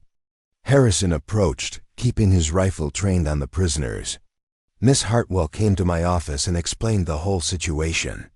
Murder, theft of intellectual property, conspiracy to suppress agricultural innovations that could help farmers throughout the state. We've been watching your farm for 3 days, waiting for these men to make their move." Ashford glared at Emma with undisguised hatred. "You think this is over? We have resources you can't imagine. Legal connections, political influence, actually." Emma interrupted. "I think you'll find your resources somewhat limited now." She reached into her dress pocket and pulled out a thick envelope. "I've spent the past 3 weeks preparing a complete record of my father's agricultural methods, along with detailed documentation of your organization's attempts to suppress them." She handed the envelope to Sheriff Harrison. "This contains everything: the revolutionary farming techniques, correspondence proving your organization funded my father's research with the intent to bury it, and evidence that his death wasn't accidental."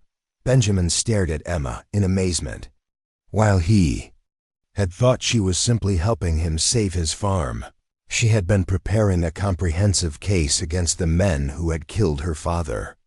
"There's more," Emma continued, her voice growing stronger with each word.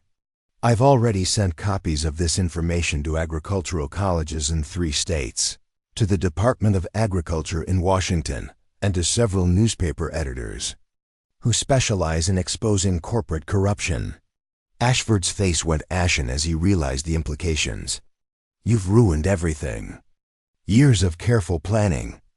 I've ensured that my father's work will benefit farmers instead of enriching criminals." Emma corrected.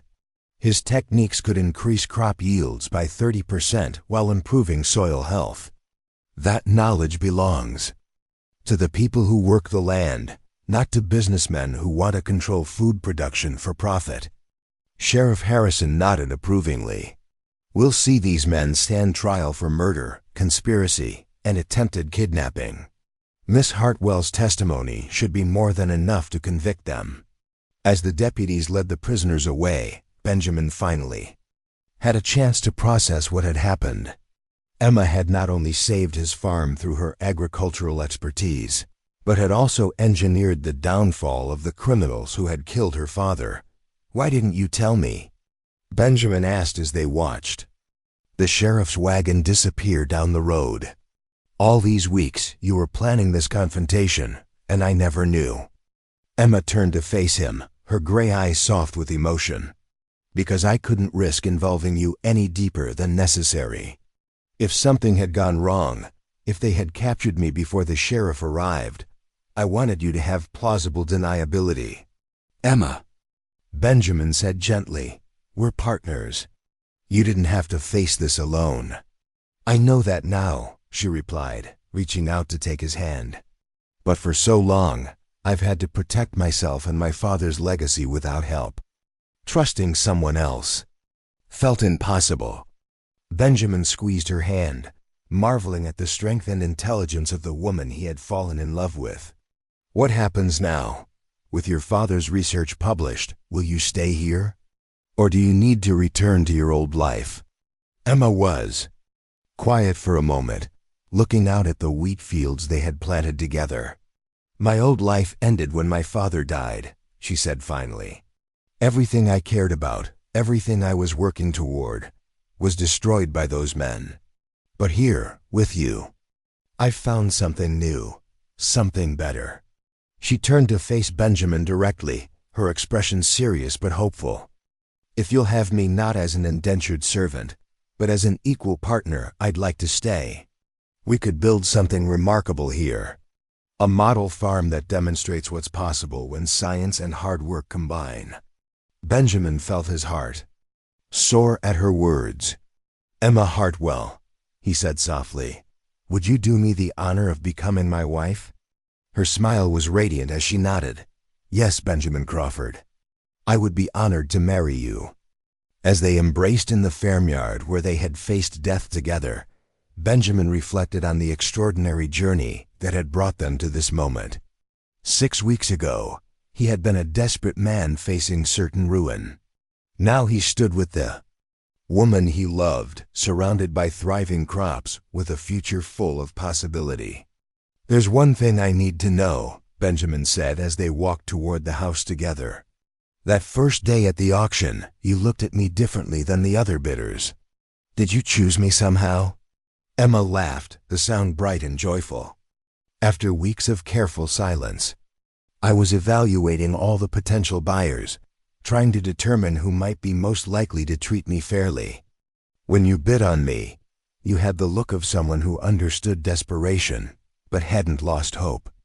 I thought if I had to trust someone with my life, you seemed like the best choice available."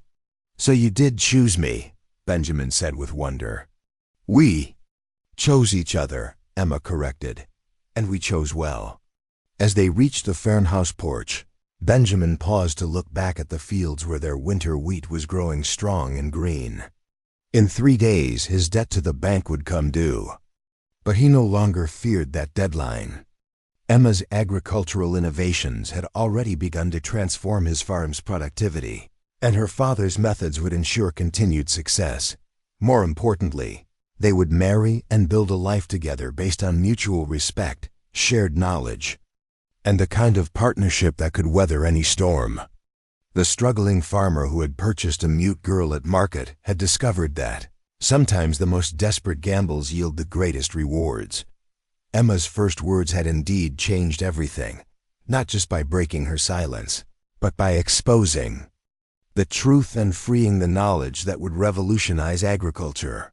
Love, justice, and scientific progress had triumphed over greed and suppression. The Crawford farm would become a beacon of innovation, demonstrating what was possible when brilliant minds worked together toward common goals.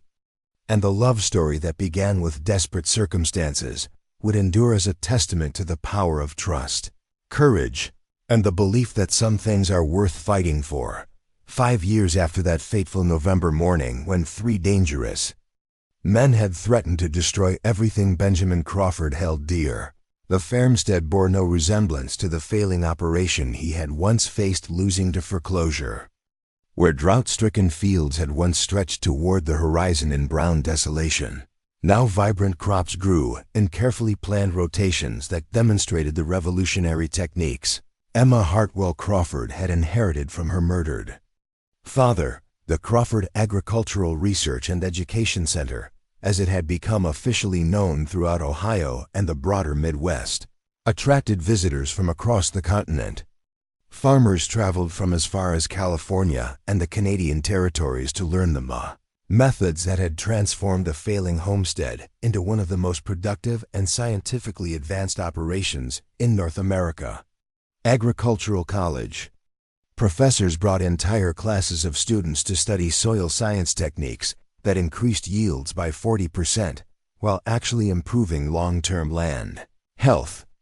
Government officials from Washington regularly toured the facility, seeking to understand how these innovations might be scaled to benefit farmers across the nation. Benjamin stood at the edge of his prize-winner wheat field on this crisp October morning, watching his wife demonstrate advanced companion planting techniques to a group of 23 visiting farmers who had traveled from Illinois, Indiana, and Michigan.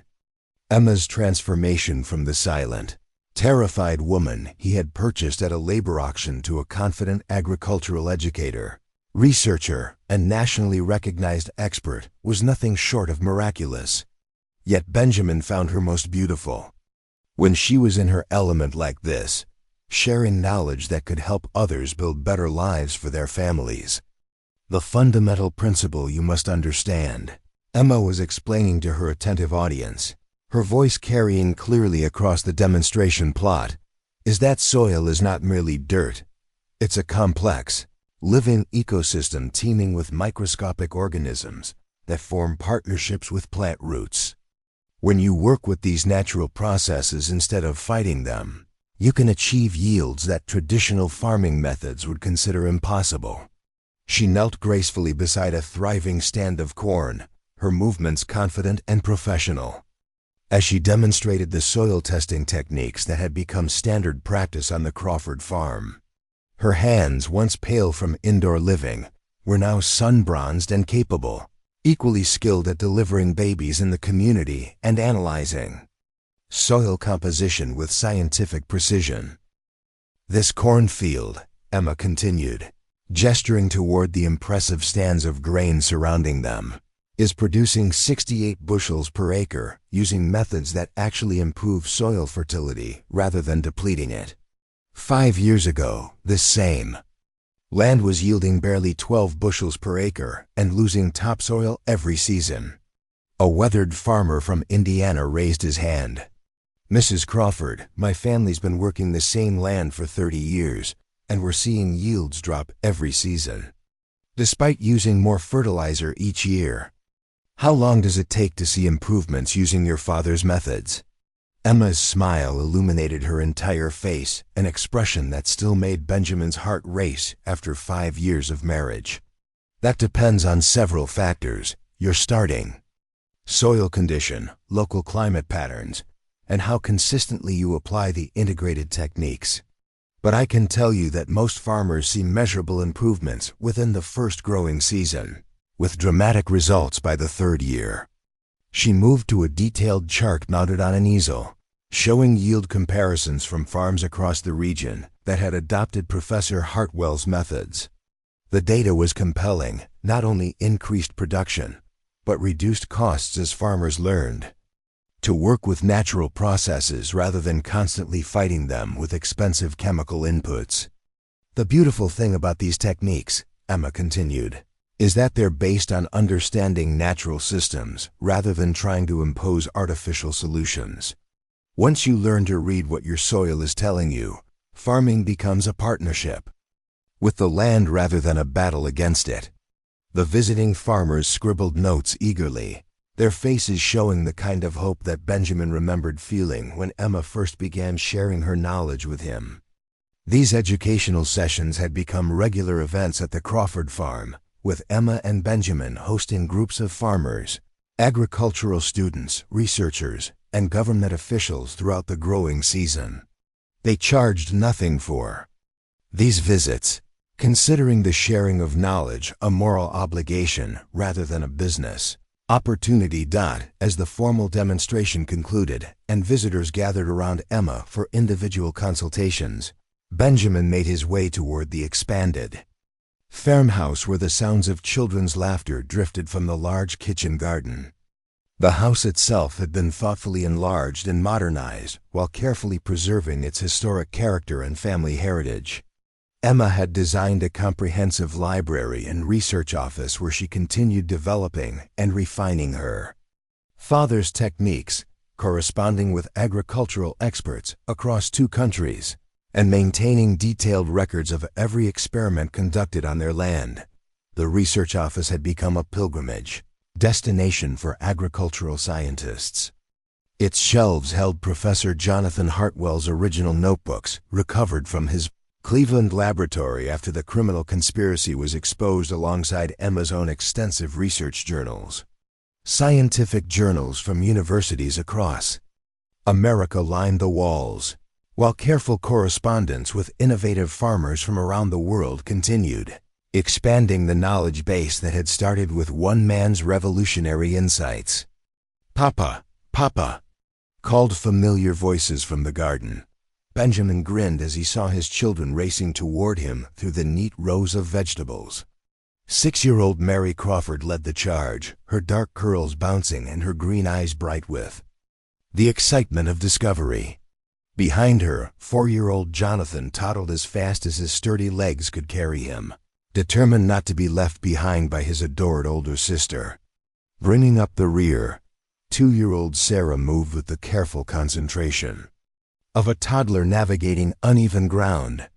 "Mama showed us how the beans help the corn grow bigger," Mary announced breathlessly as she launched herself into Benjamin's arms.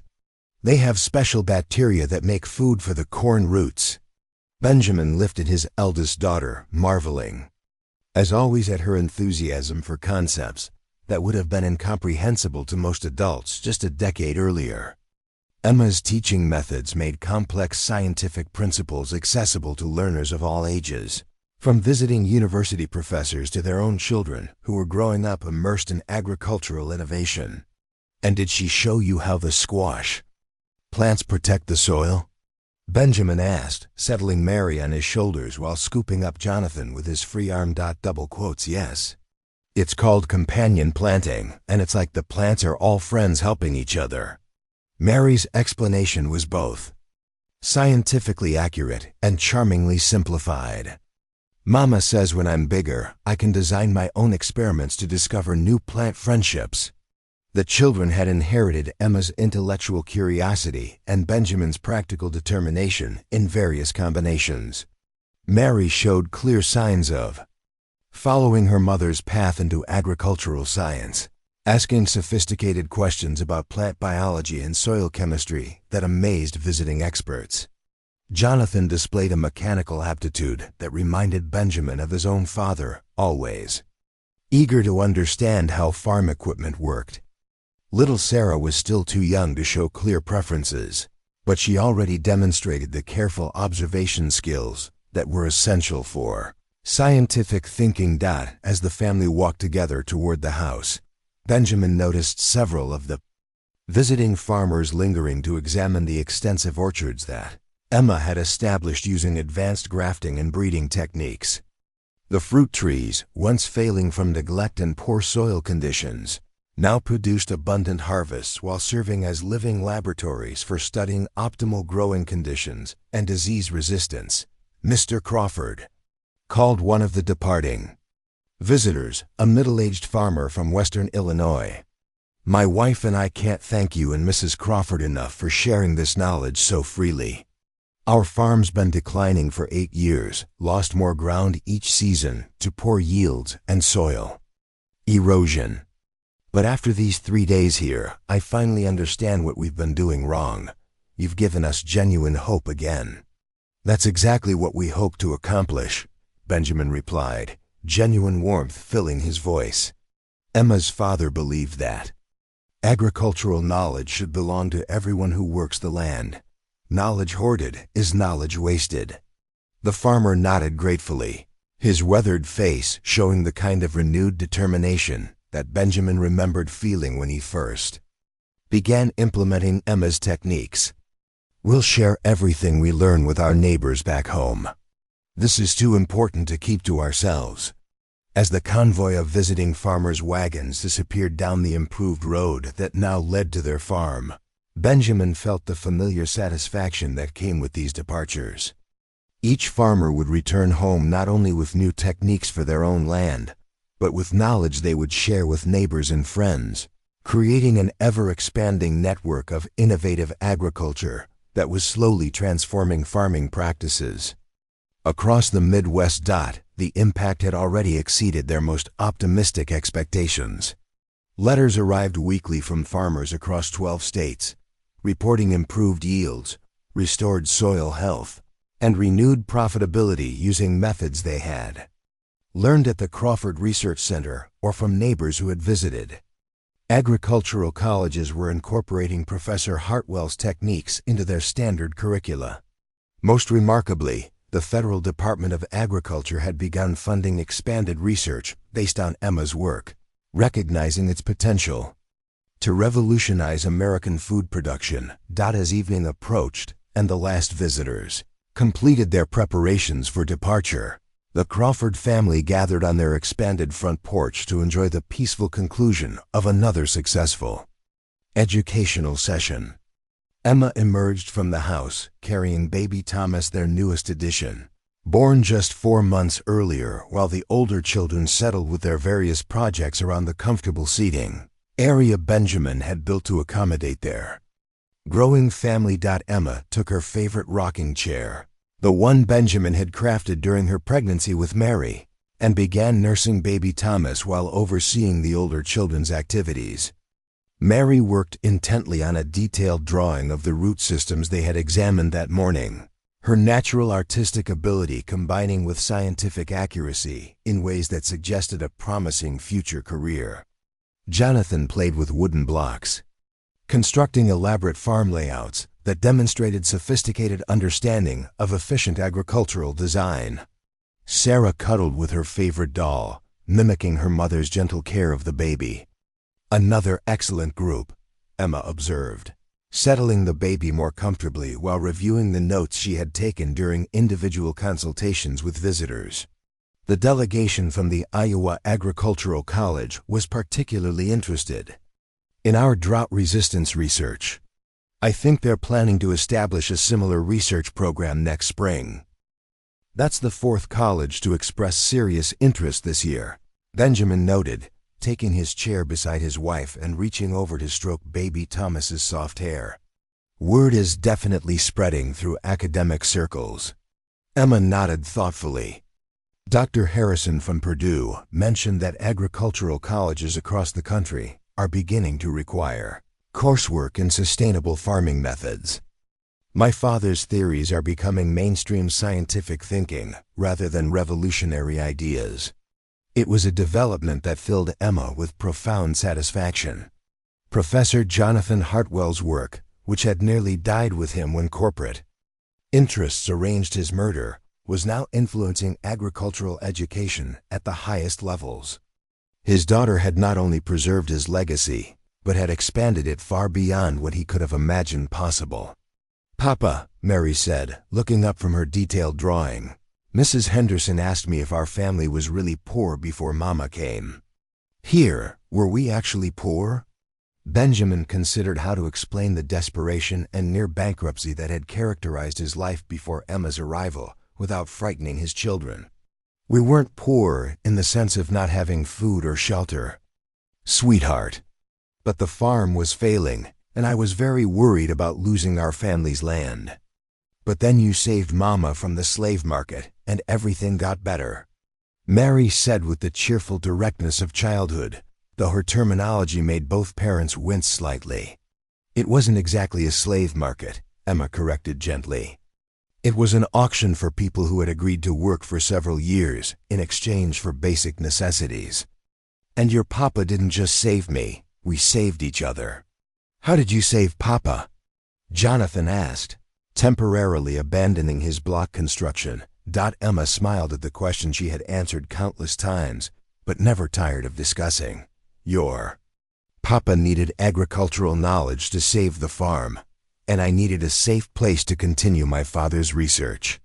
Together, we could accomplish things that neither of us could achieve alone. And then you caught the bad men who hurt Grandpa Jonathan.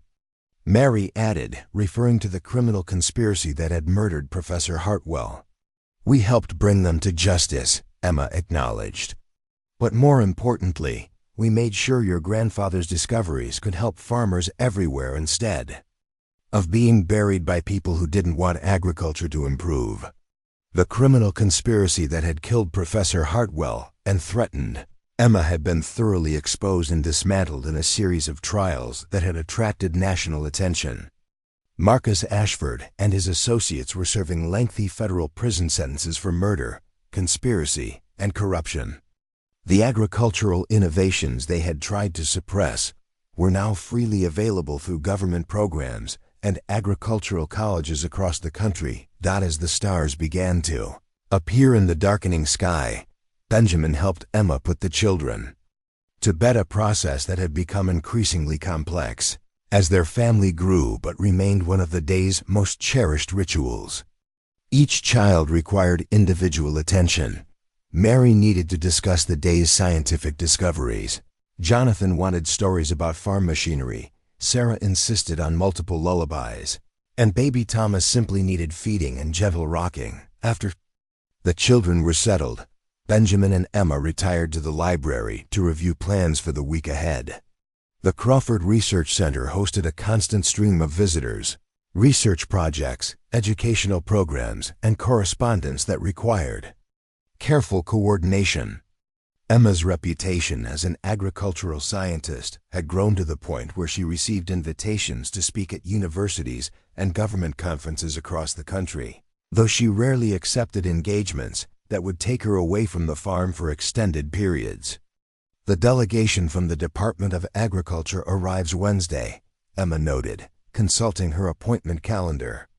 They want to discuss federal funding for expanded research into crop varieties that can withstand increasingly unpredictable weather patterns. And the agricultural college professors from Wisconsin come Friday, Benjamin added, reviewing his own notes. They're interested in establishing a research partnership that would allow their students to spend entire semesters here learning practical applications of sustainable farming methods. Emma made detailed notes about preparations needed for both visits.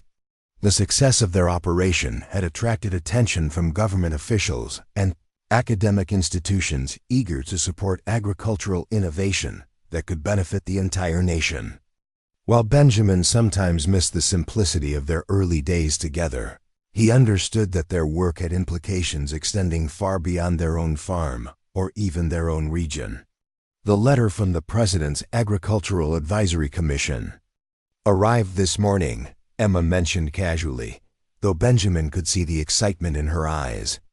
They want me to serve as a consultant on national agricultural policy. Benjamin looked up sharply. Emma, that's incredible. Are you considering it? I'm honored by the invitation, she replied thoughtfully.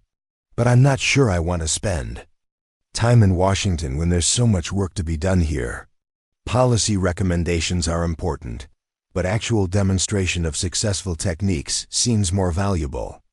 It was typical of Emma's thinking. She preferred practical action to political influence, believing that results spoke more powerfully than rhetoric. Her approach had proven remarkably effective. The Crawford Research Center influenced agricultural practices through education and example rather than lobbying or political pressure. Do you ever regret it? Benjamin asked quietly, setting aside his planning notes to focus entirely on his wife. Giving up the possibility of a quiet, private life for all this public attention and responsibility. Emma looked up from her correspondence, her gray eyes warm with the deep affection that had grown stronger each year of their marriage. "Never," she said firmly. "My father died believing his work would be suppressed forever. Seeing it help farmers across the continent is the greatest tribute I could give to his memory."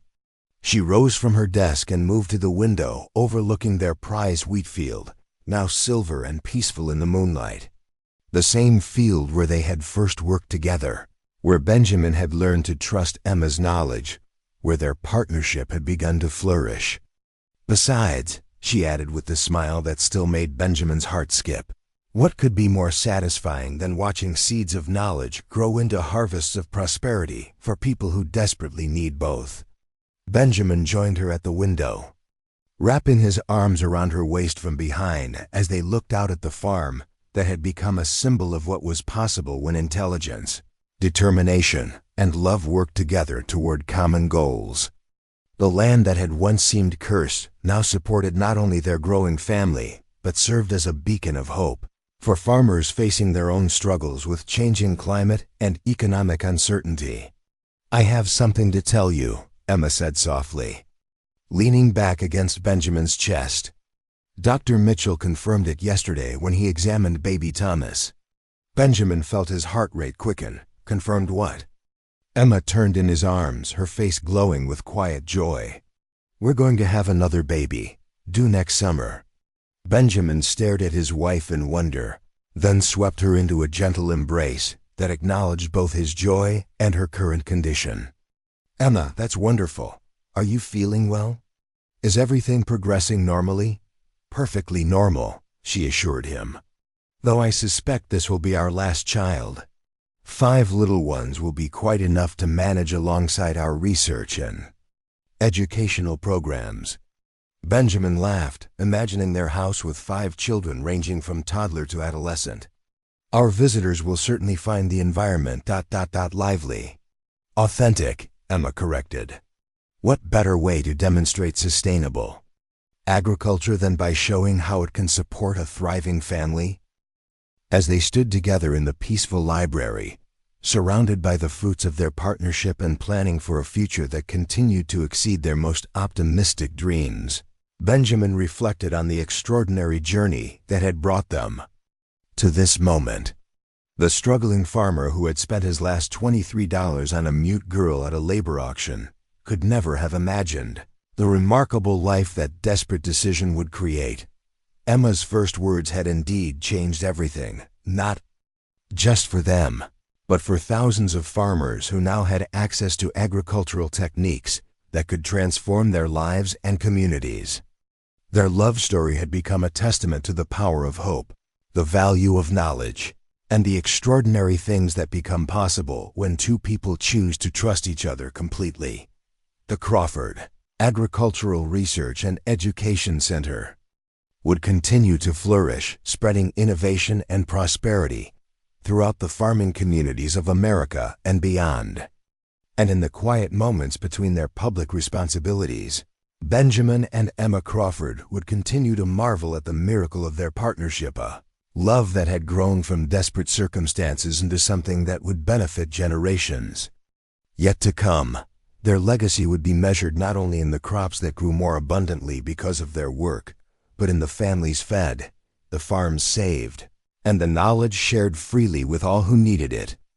Love, science, and generosity had triumphed over greed and suppression, creating a future brighter than either of them had dared to dream possible. Up next, you've got 2 more standout stories right on your screen. If this one hit the mark, you won't want to pass these up. Just click and check them out. And don't forget to like, subscribe, and turn on the notification bell so you don't miss any upload from us.